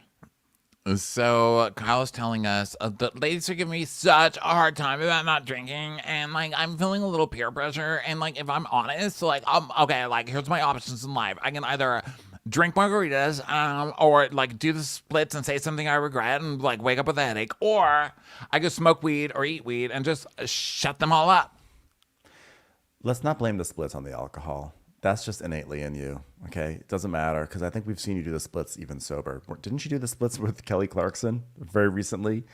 So we cannot excuse it. We cannot blame it on the alcohol in this case. I block it out. I just have learned, my brain has learned to recognize that trauma and just, it's like one of Sutton's date. It just has no face. Just never see it again. So let's see. People start coming. Faye is here with Justin. And Justin goes up to the bartender and goes, oh my God, Faye orders Chardonnay. When white ladies order Chardonnay, that's when I'm most scared. Am I right? The bartender's like, uh-huh. He's like, you watch E, right? You know I'm on E, right? You're going to try to laugh? So then Kyle comes. Literally do not care. So what's funny with Justin, so Justin was Kyle's assistant for a long time, and now he's a host on E, and he's doing great things for himself. But it's so funny because like when he's back in Kyle's house, Kyle treats him like an assistant again. Did you notice at one point Kyle's like, I'm gonna go to another room. Justin, could you just like make sure everyone sits in the right place? Thank you so much. Bye. Like he's not your assistant anymore. So welcome to being a gay friend of a housewife, aren't we? That's true. I mean, have we known when that they're not like, actually, could you get that drink? Meet me downstairs when you have my. No, we become butlers. It's like a natural thing where housewives are like, oh my God, the gays left me. Boss them around. Make a to-do list. They do. They love it. So now finally Anne Marie shows up. Anne Marie, after like 6 episodes into the season, Anne Marie has arrived, and there's a lot of, oh my God, hi, how are you? Good to see you. And like, oh my God. And Kyle is trying to tell us that she and Anne Marie is a new friend of hers. I'm like, how new? Like 10 seconds ago, they seem to know nothing about each other. I feel like they've never had a conversation, because all they're talking about is like, oh my God, your birthday? When's your birthday? Your birthday's April 17th. Oh my God, my mom's birthday was April 17th. Oh my God, and what's your name again? Anne Marie. Oh my God, I love you. Nice to meet you. I kind of prefer it because, it was just somebody who is cast. I don't like when they try and pretend that they've been like friends for years, The show's like, we're popular enough. We just cast somebody new. Enjoy. So she's like, yeah, like we've known each other like 5 minutes, but basically, okay, I have a question for you, Emery. I have a question for you. Okay. Do you like my tattoo? Okay. Do you like my tattoo? Okay. I'm just kidding. Do you think me and Morgan have a weird brother? I'm just kidding. Okay. So, how often do you work out? How often do you work out? And I'm only telling you this because someone is judging me for working out. And apparently you work out. Do you work out? It's like, yeah, 7 days a week, six or 7 days. Oh my God, thank you. Could you just say that later? Because Sutton made a comment about me working out too much, and then like people are talking about me working out too much. It's not that you work out 6 or 7 days a week. It's that you like, it's in combination with tattoos and the wedding band, and that on a Vegas vacation, you woke up at 6 in the morning to make sure you got your gym time in. It's like a little obsessive. It's that you're literally copying somebody younger than your child and trying to steal their personality from them. Okay, you fucking body snatcher. That's what it's about. Give her back her face. Faye's like, I think it's hilarious that the person being healthy is the one that's being attacked right now. I haven't said this in a while. Shut the fuck up, Faye. Jesus. So now Sutton shows up next, and she meets Anne Marie and everything. And Sutton's like, oh, Anne Marie walks in this black dress that's all tulle. And I'm thinking, I've seen this dress before. And we see Erica wearing the same dress, but like in pink. She goes, oh, yeah, it was on Erica when she was playing Barbie. They're still making that dress. So Erica arrives next. And, you know, everyone's like, hi, hi, hi. And Kyle's like, oh, my God, that's the one. That lady right there. She's the one who says I work out too much. Get her. Get her. Get her from me. Get her. Yeah. Go do it. So Crystal shows up with her friend Nancy. And Crystal's like, I don't know Anna Marie well, but we have mutual friends. And I will say she talks a lot. She asks a lot of questions. The bitch is nosy. I'm like, well, they need to have someone to ask to say things, Crystal, because you're not doing anything. So let me guarantee you one thing she's not going to ask about: your brother's relationship. Now, here's the thing that's weird. It's not really that. I don't even know why I'm bringing it up. But why are they all calling her Anna Marie? Because her name is Anne Marie. Is it Anne Marie, not Anna Marie? It's Anne Marie, but they keep calling her. Everyone who they ask about her, they're like Anna Marie. Kyle's the only one who says Anne Marie, and she says it like Anne Marie. Yeah, it is Anne Marie. Anne Marie. So, okay, who cares? So Kyle's like, oh yeah, you know what? Camille's coming. She's gonna come with Denise Richards. And Justin's like, what? Camille and Denise? That is insane. That is insane. It's wonderful to have Chardonnay because I'm gonna like literally die. Am I right? Am I right, everybody? I'm sorry I wasn't listening. Hey, Justin, could you organize my mail? Thank you so much. Afterwards, you can join us for dinner. So then Kyle's like, yeah, I mean, all we need is like an old electronic cigarette. So then we see a flashback from Alison Dubois, who, her famous line, he will never emotionally fulfill you ever. Know that. And as soon as the kids are bigger, you'll have nothing in common. Know that. So what was interesting to me when I read this, when I heard this, was I could have sworn at the end of the flashback, I heard a ticking clock. I heard like a 60 Minutes thing. That was not a good ticking clock sound, but like it was a tick tock, tick tock, tick tock. I think that was Carl's heartbeat. And I was like, but I was like, are they doing like a ticking clock? Like time is running out for this marriage? And so I went back, I listened to it a few times. And I heard it, but then I convinced myself, oh no, I think it was just the new like music starting to segue in. It starts off with like maybe like a little drum beat. But at the end of the episode, when it said to be continued, they played a ticking clock sound. So I think the sound design, put in post, they're putting in little clues for us. I mean, they're not even subtle. I mean, this one, I'm not saying you're wrong, but I didn't notice that one. But they're not subtle with these clues. Like when Kyle's like, oh my God, you guys, I got like a tattoo on Morgan. It was hilarious. They cut to that scene and it's like, bing, chicka, bing, bing. Yeah, I'm going to pick your tattoo. It's just like sounds of ladies like, like, okay, subtle guys. They're like playing Sarah McLachlan music. Or like, it's like the Lilith Fair soundtrack and moaning. To a porn beat. The Jill Sobule poster in the background, Indigo Girls. I went to the doctor. I went to the something. This show is really trying hard to make us buy this. So good luck. So Denise and Camille come up, right? And Denise is one of those people who's like, oh my God, thank you, driver. Thank you so much. You were really such a good driver. The way you drove us right now. Wow. That was amazing. You were really talented at driving. You should drive everything. The driver's like, okay, lady, I get it. Listen, I'm getting paid. I don't need to be paid in compliments. Just go into your party. You're great. You're great. Have you ever seen anybody handle a steering wheel like that, lady Camille? That was good. That was really good stuff. Just be careful, big pharma. That's what I'm saying. You're great. Great work. Great work. You know what? Just stay away from 5G. I'm telling you. Yeah, anyway, that's good. So they walk in, and Garcelle sees him and goes, oh! And he says, what's that? What's that mean? What's that? She goes, well, you can call me a newbie somewhat, but even I know what went on between Faye Resnick and Camille. And then we see flashback to Dinner from Hell 2010. And Camille going, yeah, I recognized during the dinner that, it was the hair. And then I realized, oh my God, that's who it is. It's Faye Resnick, the morally corrupt Faye Resnick. It's back when Camille didn't need Mauricio to guide her words. Yeah, so I was at the dinner party and I looked over the set, it was Carl's friend, and I recognized the hair, and I realized, oh my God, it was like, I saw Faye Resnick, so like the more corrupt Faye Resnick. The more they corrupt, devastating. So I never remember it. So upsetting.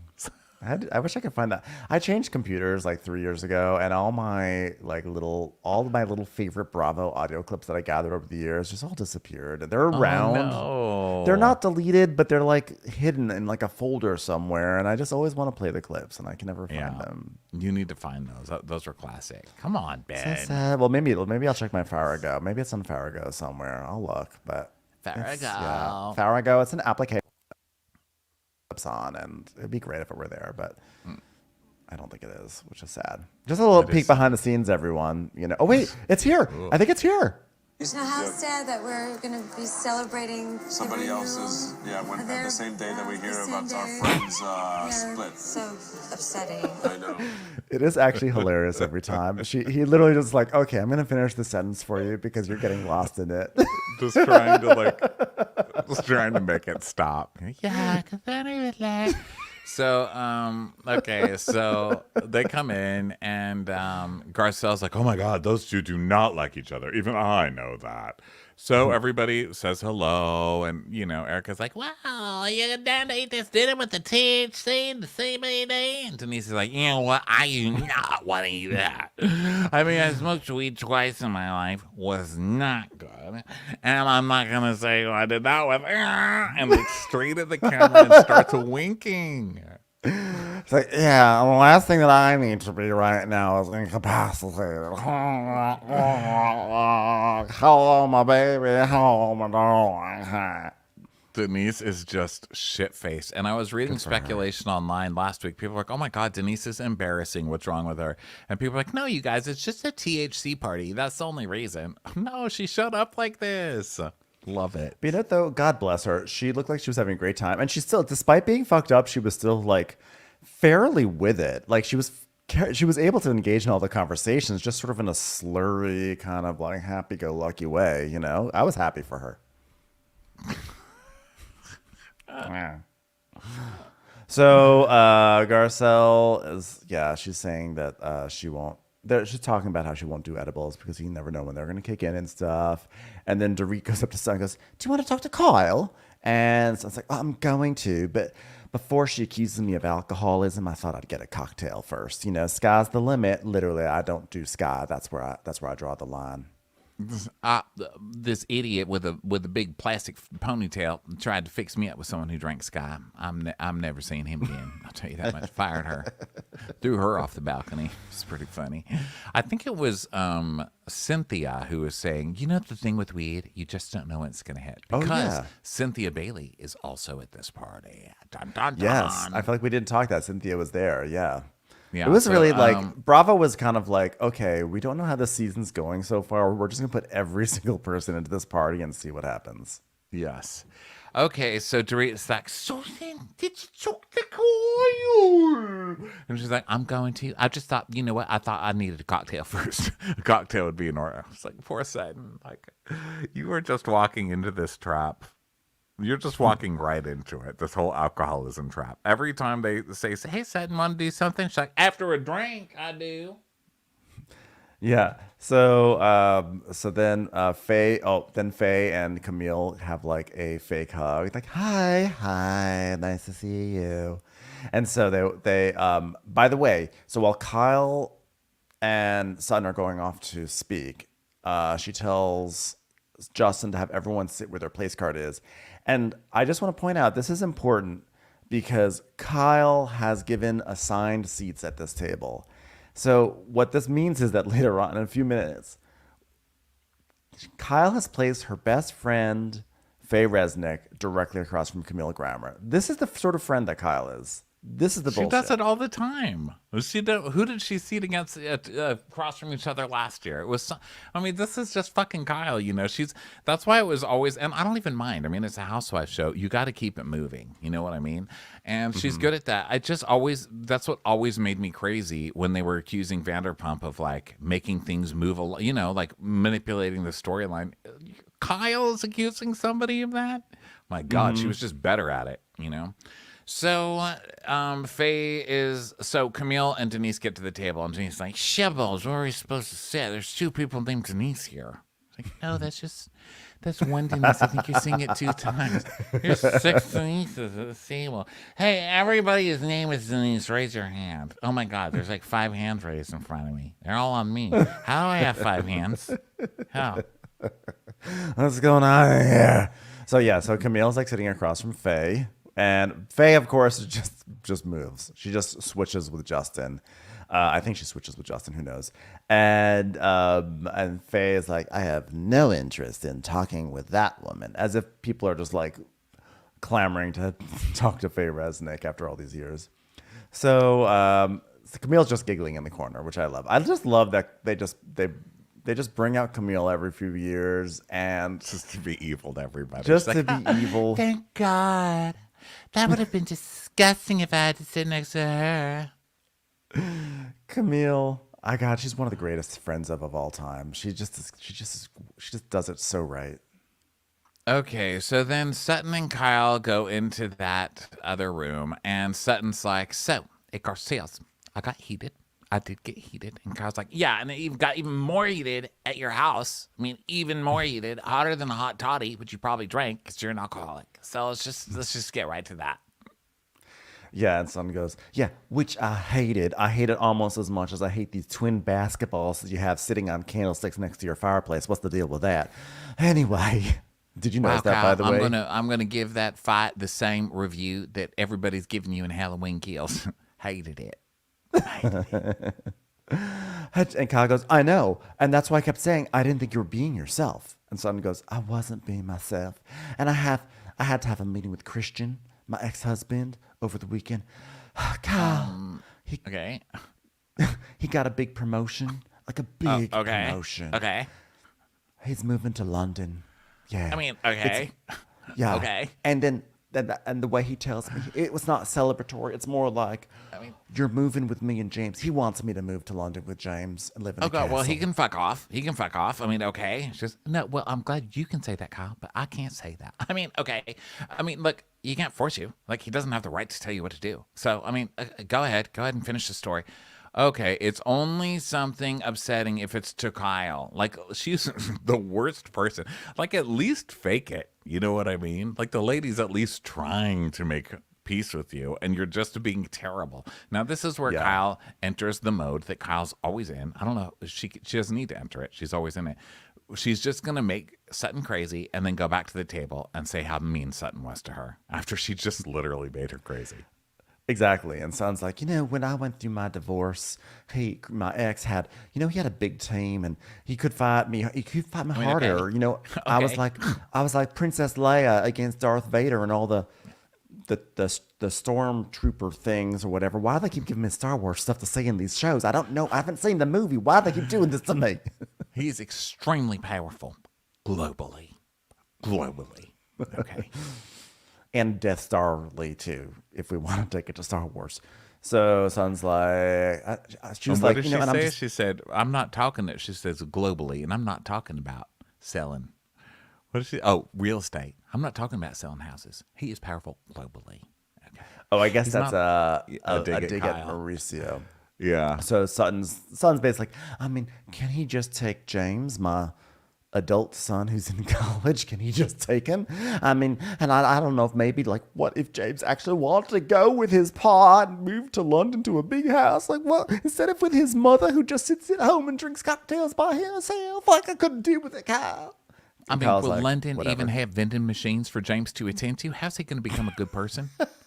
Hell, I hear you have to use a different arm in the vending machine. It's on the wrong side of the street, basically. you got to get your Snickers at the left side of the machine instead of the right side. It's a very different country. He's not going to know what to do. He ain't going to know. So Sutton's like, so it was weighing on me, and so I just overreacted because my brain is just somewhere else, and it's fine. I'm not going to go to London. Just James isn't going to London, and now I'm going to have him full time, so it all worked out. But it's like I'm going to get more child support, Kyle. Kyle, I'm going to have increased child support, and I'll have to deal with that with more money. Now, is Sutton ridiculous? Yes. Yes. But for fuck's sake, all you have to do is be like, oh my God, I'm sorry you were going through drama. So that's why you were acting weird the other day? That makes so much sense. But Kyle is not, because Kyle still has not gotten what she's coming for, which is Sutton to bring up Mauricio's cheating and Kyle possibly dating Morgan Wade. She doesn't even care about the Mauricio cheating. That's already out there. She knows that. She wants someone to accuse her of being girlfriends with Morgan Wade. Not because of lesbianism, not because of any of that, although I do think she thinks that she's cool, that people think she's gay baiting, as we've already talked about, but because Kyle loves nothing more to be in proximity to a celebrity. And she's like, I am dating a young famous person who goes on tour and sells albums. Tell people, tell her. And Sutton doesn't. Sutton's only accusation here is that Kyle is depressed, working out too much because her husband's cheating. But that's not what Kyle wants. She wants to be linked to a famous person, damn it. And I think you could make an argument for Sutton. I'm not saying that this is necessarily it, but I think you could make an argument for Sutton that like dealing with the divorce was so awful and so traumatic, and now just even having to like engage with lawyers again with her ex to figure out the child support, even doing that and being afraid that it's a battle, like it's just stress. It just makes her stressed. So I think, of course, Sutton doesn't say that, which she should just say, and that's why she has something on her mind. But Kyle doesn't think it's even, it seems like Kyle doesn't even want to give space to Sutton for having an excuse for why she was acting out of sorts, even though Kyle literally is doing the exact same thing with everything going on in her life. I mean, she literally later on is like, guys, I'm going through a hard time in my marriage. She literally does the same thing. She says the reason why she's doing everything is because there's stuff going on in her life, which by the way is totally fine. She just doesn't allow Sutton to say it. And in some ways I get it because Sutton is ridiculous when she says it, but Kyle is apparently the only one who's allowed to go through stuff to explain the motivations for why she acts in a different way.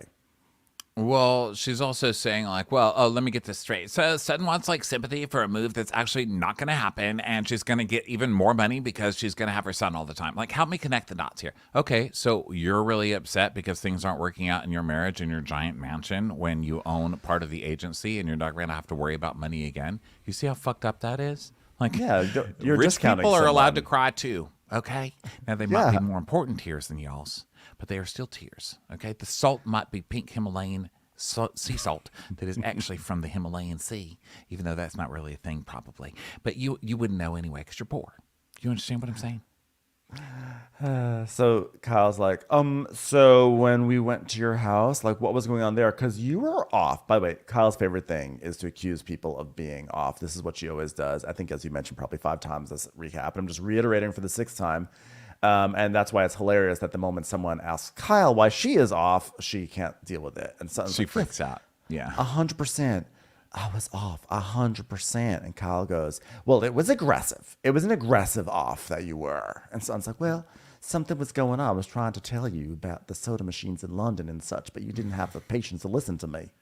Okay, so you may have to move to London and get extra money every month, so that's your problem. I mean, what an asshole. So she goes, That's such okay, an asshole thing to do. But also, this is, just to switch it around here. Sutton, first of all, this is ridiculous. Kyle was being an asshole to you. You didn't make anybody leave that Magic Mike show. You acted like an idiot in it and started screaming, had a fit, a public meltdown, and had an entire camera crew follow you out to have a breakdown.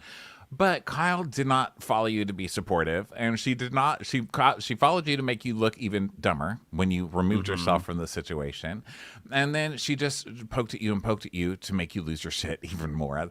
Why don't you say that in the argument? Yeah. Why are you finding that you have to have some reason? Kyle was being an asshole. Why don't you just say you were being an asshole and I didn't like it? The end. You don't need to have a reason of being hurt on the inside.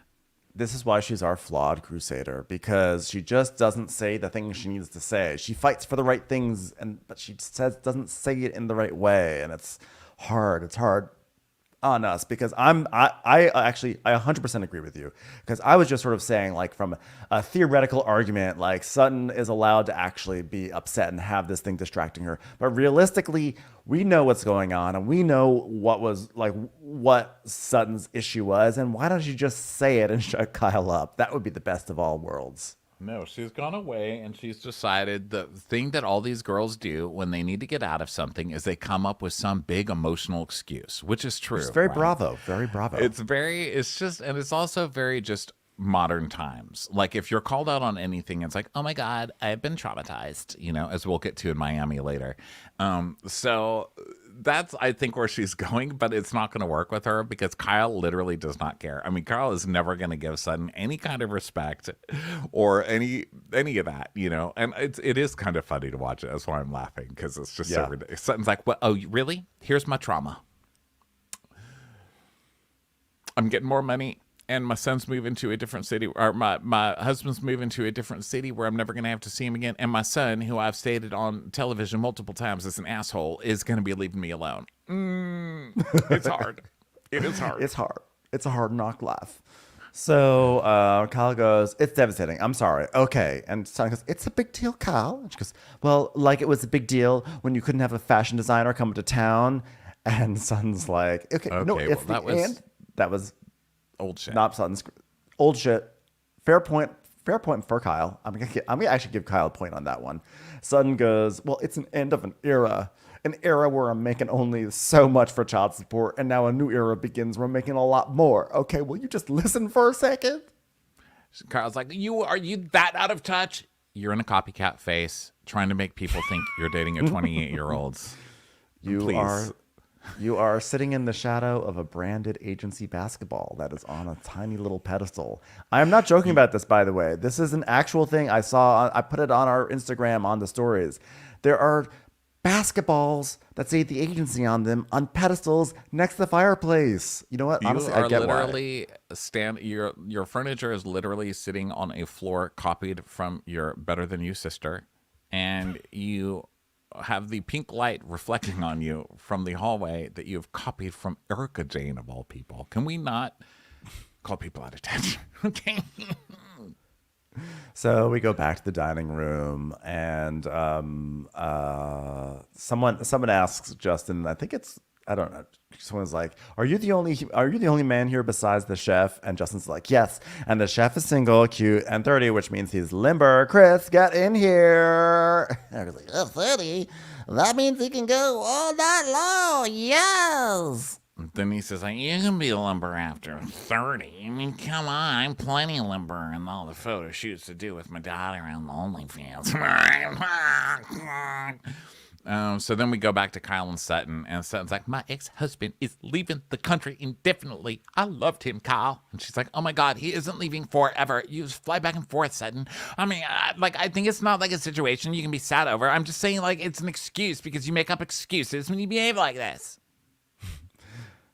And Sutton goes, well, what's your excuse, then? Which is good. So now this is all Kyle needs, because Sutton will not get Kyle. Sutton is literally confused. She's like, why is Kyle still trying to fight with me? You have not said the magic words, which is, Kyle, you are dating a celebrity. And so Kyle is freaking out. So now she's going to take this little thing. She says, that's your excuse to behave like this. Sutton says, well, what's your excuse? And now Kyle's like, this girl is trying to gay shame me and accuse me of cheating on my husband. Yeah. So everyone at the table is like, where's Kyle? And Denise is like, oh, well, does she have too many of the hors d'oeuvres? And Erica just cracks because Denise is just more and more wasted every time they cut to her. And Drake goes, what's he talking about? Who's divorce? We haven't even eaten yet. And Denise is just wasted. She's, well, you know what I'm talking about. You know what I'm talking about. Like Denise providing an instantly classic moment. So are people snorting weenies in your bathroom to eat? Or people munching on spanakopita on your bathroom to eat? So Crystal goes up to get them, and so Sutton's like, you know what? you're not the friend that I know right now. And Kyle goes, okay, you're not. And Crystal's like, hey guys, I'm actually not trying to get you guys, but like at the same time, everyone's waiting. So it's either I've got you my come in brother here on the or I put phone. my Like he brother on wants the to phone. say, It's either you or my brother, guys. So you decide how you want this scene to play out, Kyle. It's your house. okay, you know what? We're just going to go sit because that's how Kyle's going to be, and you're not going to be honest, are you, Kyle? And Kyle's like, oh, really? What do you want me to be honest about? Just say it, Sutton. She goes, I don't know. Why don't you tell me what you're not being honest about? And Kyle's like, maybe I'm not being a friend to you because I think you're being a little weird and off. Drug addict. And I don't know if I would, like what it was, like if it was your medicine for your feet or, fucking Kyle. Talk about somebody who won't just come out and say it. Just tell Right. her you're an alcoholic, Kyle. Like just saying it in different ways than you did in season 1 doesn't change what you're doing. Just go ahead. Yeah. Do it again, Kyle.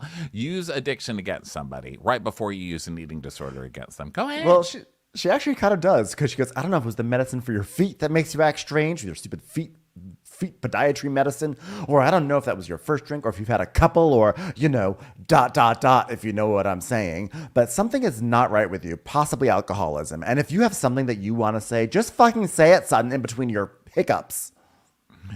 So Crystal is like, Sutton just walks off, right? So Crystal's like, oh my God, is it more of the same? My brother's so sad. And Kyle's like, yeah.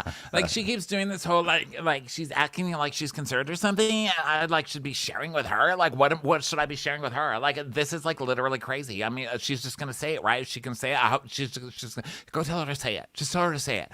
Tell her to do it in front of everybody. I mean, the story, please. I've been working so hard on this. I have a new face.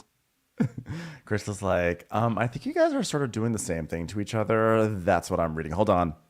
Yeah, my brother says the same thing. He's also crying, by the way. So so Sutton sits down, and Erica's like, where's our hostess? And Sutton goes, in denial about something. And everyone's like, oh, not on Beverly Hills. So she comes back, and Dorit's like, are you Kiki? And Kyle's like, that bitch. She's a bitch. And Garcelle's like, okay, so now it's time for the weed thing. So the guy's coming out, and Garcelle's like, I will sue you if you give me weed. I do not want it. And Erica's like, what happens if I do 5? Will I feel the thing? So I feel like Erica's they're all on something else. I don't know what the hors d'oeuvres were, but I would like some. Yeah. So Crystal's like, hey guys, so before we start dinner, if we could try to clear the air if possible. So I walked in there. I was about to tell you about my brother, and instead you guys were screaming at each other and kind of took away my brother moment. So like you were both saying you guys were accusing each other of being dishonest, and Kyle's like, well, I don't like feeling like a friend is like making veiled threats against me. It sounds like, no, oh, really? veiled What about the threat here. of you telling everybody she's a fucking alcoholic, which you've been doing the whole season? Kyle's like, it was a veiled threat. When you do that and you say, what's going on with you? And then you say, you're not being honest and walk out of there. Like, what do you want me to be honest about? What do you want me to be? Okay, by the way, from the champion of open and honest, this is a real rich line of reasoning here. Truly, and every season it's like, well, what are you talking about? Because it's like already in the tabloids. So, like, Erica, like, you have to address it, Erica. You have to like, be it's open already and out honest. there. Like, be yeah, open be and honest. Be open and honest. Now she's like, well, what should I be honest about? Just tell me what I should be honest about. If you have the balls to bring it up and the balls to say that to me, just say it. And then Anne Marie is like, but if you do have balls, please don't play sports. Okay, don't play women's sports. I mean, I know I'm new here, but I just want to make a mark. I want to make my splash here on Bravo. So Sutton's like, Kyle, in that room just then, I shared something with you that was very personal. And then you kind of made fun of it. And then Lake Tahoe, you said I was acting like that because I was selling my home and buying another home in Bel Air just to flaunt, Kyle. fucking Sutton. She's like, I didn't make fun of. I said that I can understand, and that's sad, but I think it's an excuse for your behavior in Las Vegas because, like, you made an excuse in Lake Tahoe like that because I was selling my home in Bel Air, yeah, blah, blah, blah. And so it's like, you're just deflecting, and you don't want to talk about stuff. She's, I'm not deflecting. I'm explaining myself. Oh, really? We're talking about my personal life, and I'm sharing with you, and I'm being very honest, and I'm being very real. I'm being very real with you right now. I am even richer. There, I said it. I am even richer. The burden of being this rich and not being able to find a man who appreciates a cat sweater, that is hard on me. I'm distracted. So in the kitchen, Chef Chris is like, should I go out there while they're screaming at each other? And the other guy's like, no, don't do that. So Kyle's like, but what you're saying, you need to be honest with what's going on with you. So then there's that. So then you're perfect. You don't have to be honest. It's fine. You don't have to say anything, Kyle. You're perfect. You're perfect. She's like, well, I'm not saying I'm perfect. I'm just saying, like, like, what if I'm saying, like, you're not going to be my friend, and, like, you're putting that out there, and then you have the balls to say, like, just say what you wanted to ask. Have that balls. And Sutton's like, I'm asking you, is there anything going on? What are you trying to insinuate? That I'm dating an incredibly successful person? And she's like your workout schedule, doing your eating thing. Oh, really? Now you have the guts to say I don't eat? You don't eat. What are you saying? You're the one who doesn't eat. You never eat. So now Kyle's like, okay, I didn't want to say anything before, but if she's going to make comments about my eating and working out and not drinking, don't make me go there. Because Sutton literally just pushes food around on her plate like my kids do when they want you to think they were eating their vegetables. Those potatoes just Didn't we just have a whole season about being sensitive to eating disorders? Yeah. And Kyle, didn't you have a big Paris monologue in about France? how you had one and blah, blah, blah, blah, blah. Kyle's... Yeah, she really goes from like that sensitive space now to just like, yeah, I'm coming back at you. Also, Kyle's like, say what? What do you like? Kyle's saying over and over again, like, just say it. Just say it. What are you trying to insinuate? So Sutton says it. And then she's like, oh, yeah, well, you don't eat. Yeah, so that's why Sutton doesn't say it. Kyle's prepared to come at Sutton, but Sutton's not really doing anything. So Kyle just keeps telling her until she says something. It's like, okay, well, you're working out a lot. Like, she doesn't even bring up the tabloids or anything, and Kyle is just ready to rumble. So then Anne-Marie jumps in, and she's like, oh my God, what is going on here? Am I literally the only one who doesn't know? Okay, let me just say something, guys. If you're really friends, you should be able to say things, and, like, you guys are not saying anything to each other right now. Like, be blunt. Like, just say what you're saying. First of all, are you not listening? Kyle is calling Sutton an alcoholic and an anorexic, and Sutton is suggesting that Kyle is hiding that her marriage is over. What are you not understanding? You're going to need to learn to read a little bit better in between the lines, ma'am, if you're going to stick around.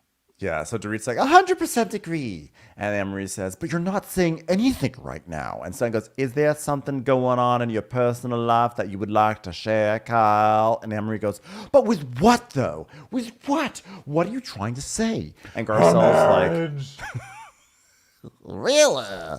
Yeah. I mean, what's with the new band? And Anne-Marie's like, yeah, well, that's what she wants to know. What's with the new band? So Garcelle's like, yeah, it is what I want to know. What's with the new wedding band? I mean, look at that piece of shit thing. Come on, fess up. Tell us everything about it. And Sutton's like, well, you haven't been wearing your wedding ring. And she goes, I mean, like, it's in the bank. You mean my big diamond? Yeah, it's in the bank. Well, now all these things kind of add up, don't they? She goes, oh, so this is what you're talking about because I had a new ring on that I bought? You already knew this. Why are you pretending you've just heard this for the first time? She told you on the phone. Kyle, is that a new ring? Oh, so this is what you're talking about? Because I had a new ring on that I bought myself on your wedding finger. Yeah. Yeah. You take off your giant diamond wedding ring, get rid of it, and change it with a new ring. Yeah. Who wouldn't ask you about that? And Erica goes, oh, hell, I haven't worn mine in years. I'm like, yes, Erica, I don't think we're really going to go for you for... That's evidence. Yours was taken away. We're not going to look to you for, like, clarity on this situation. So Yours Sutton's was like... repossessed, Erica. Sutton's like, well, I thought it was a makeup band. You know, when your husband messes up and you get a gift. I mean, I have a diamond cross. And Eric's like, oh, girl, did it burn into flames? Are you kidding me? I'm wasted. I want those hors d'oeuvres Denise was talking about. So I think it's funny that everybody's kind of laughing because it's like not that crazy of a question, right? Like, what's with your new band, Kyle? And Garcelle's like, yeah, I mean, they buy something so you'll forget what they did. And Camille's like, oh my God, yeah, I used to get cars. I got an Aston Martin once. Yeah, every time he did something, I got a new car. It was so fun. One time I went to get an oil change and they came back with what do you call it when they go over your whole car, they give you the sheet of stuff's wrong. God damn it. Never mind. I'm fucking this up. Go ahead, Ben. So Sutton's like, well, she's asking about a sapphire. Oh no, I'm sorry. Kyle says, she's asking about a sapphire and diamond band that I had, which is very beautiful, but it wasn't a gift from Mauricio. I bought it myself. And so I was like, okay, it's cleared up. It's cleared up. Sutton starts saying it's cleared up in a way that'd be like, it's not cleared up, but fine. Right. And Faye's like, oh, it just seems so inappropriate. Didn't you sell a book about your best friend being murdered? Fuck off, Faye. Like, still. I don't even care how many years it's been. Still fuck off. And if anybody wants to know why still fuck off, Faye, you don't even have to read anything. Go watch The People versus O.J. Simpson and check out the characterization of Faye. It is hilarious and just awful. Never forget. So Faye's like, well, it just seems so inappropriate. And Garcelle goes, who said that? Oh, Faye, never mind. So Faye's like, I mean, to talk about her marriage at a table and talking behind backs is just absolutely incorrect. It's just terrible. So Camille turns to Denise and goes, oh, we've dealt with that. Mwah, hi, yeah. Denise is, Camille's just like loving this downfall for Kyle.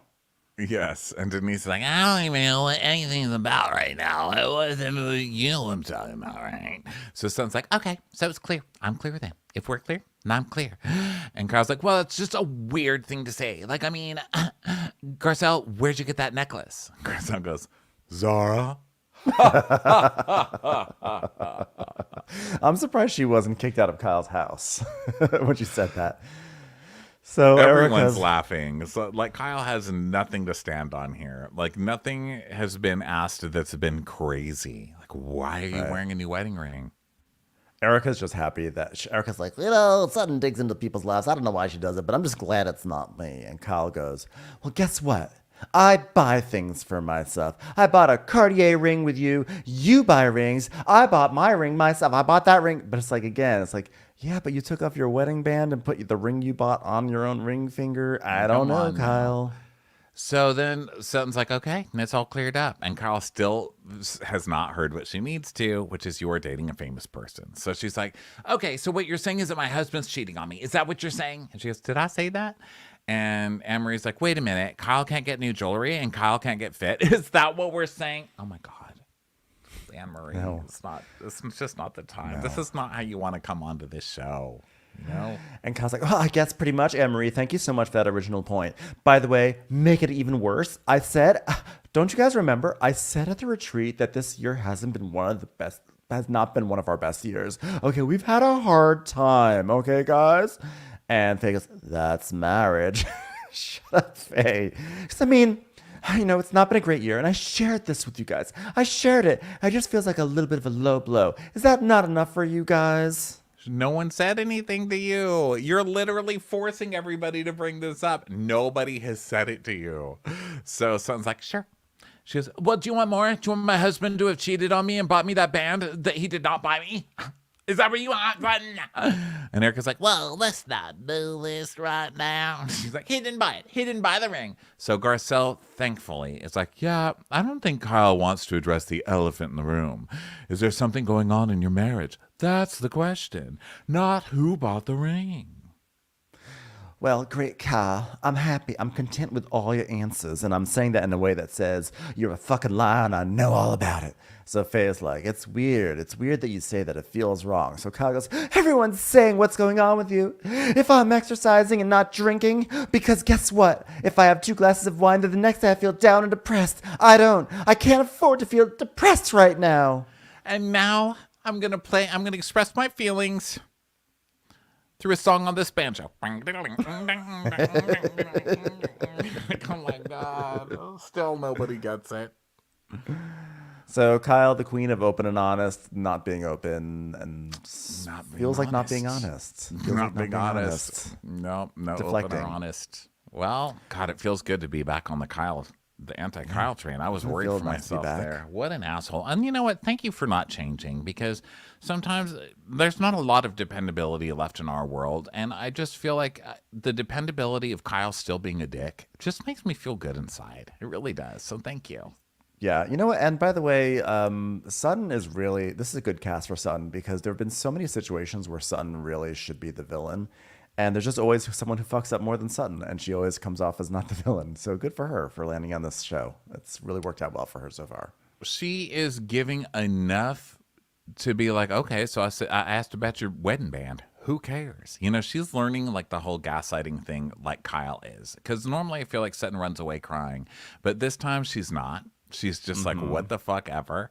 And she's giving Kyle a taste of her own medicine. So enjoying it. Really shocking. I've said it 10 times, shockingly good this season. Yeah. I'm enjoying it. Yeah, and we still have a whole other half of this dinner party to watch next week. Can't wait for it. Cannot wait. Sure do. All right, everybody. Thank you so much for being here. Thanks for being on demand video. Hey, love you guys. And we will talk to you later this week. More Miami. Southern Charm is coming up. Tons of stuff still to come. We will talk to you next time. Bye. Bye.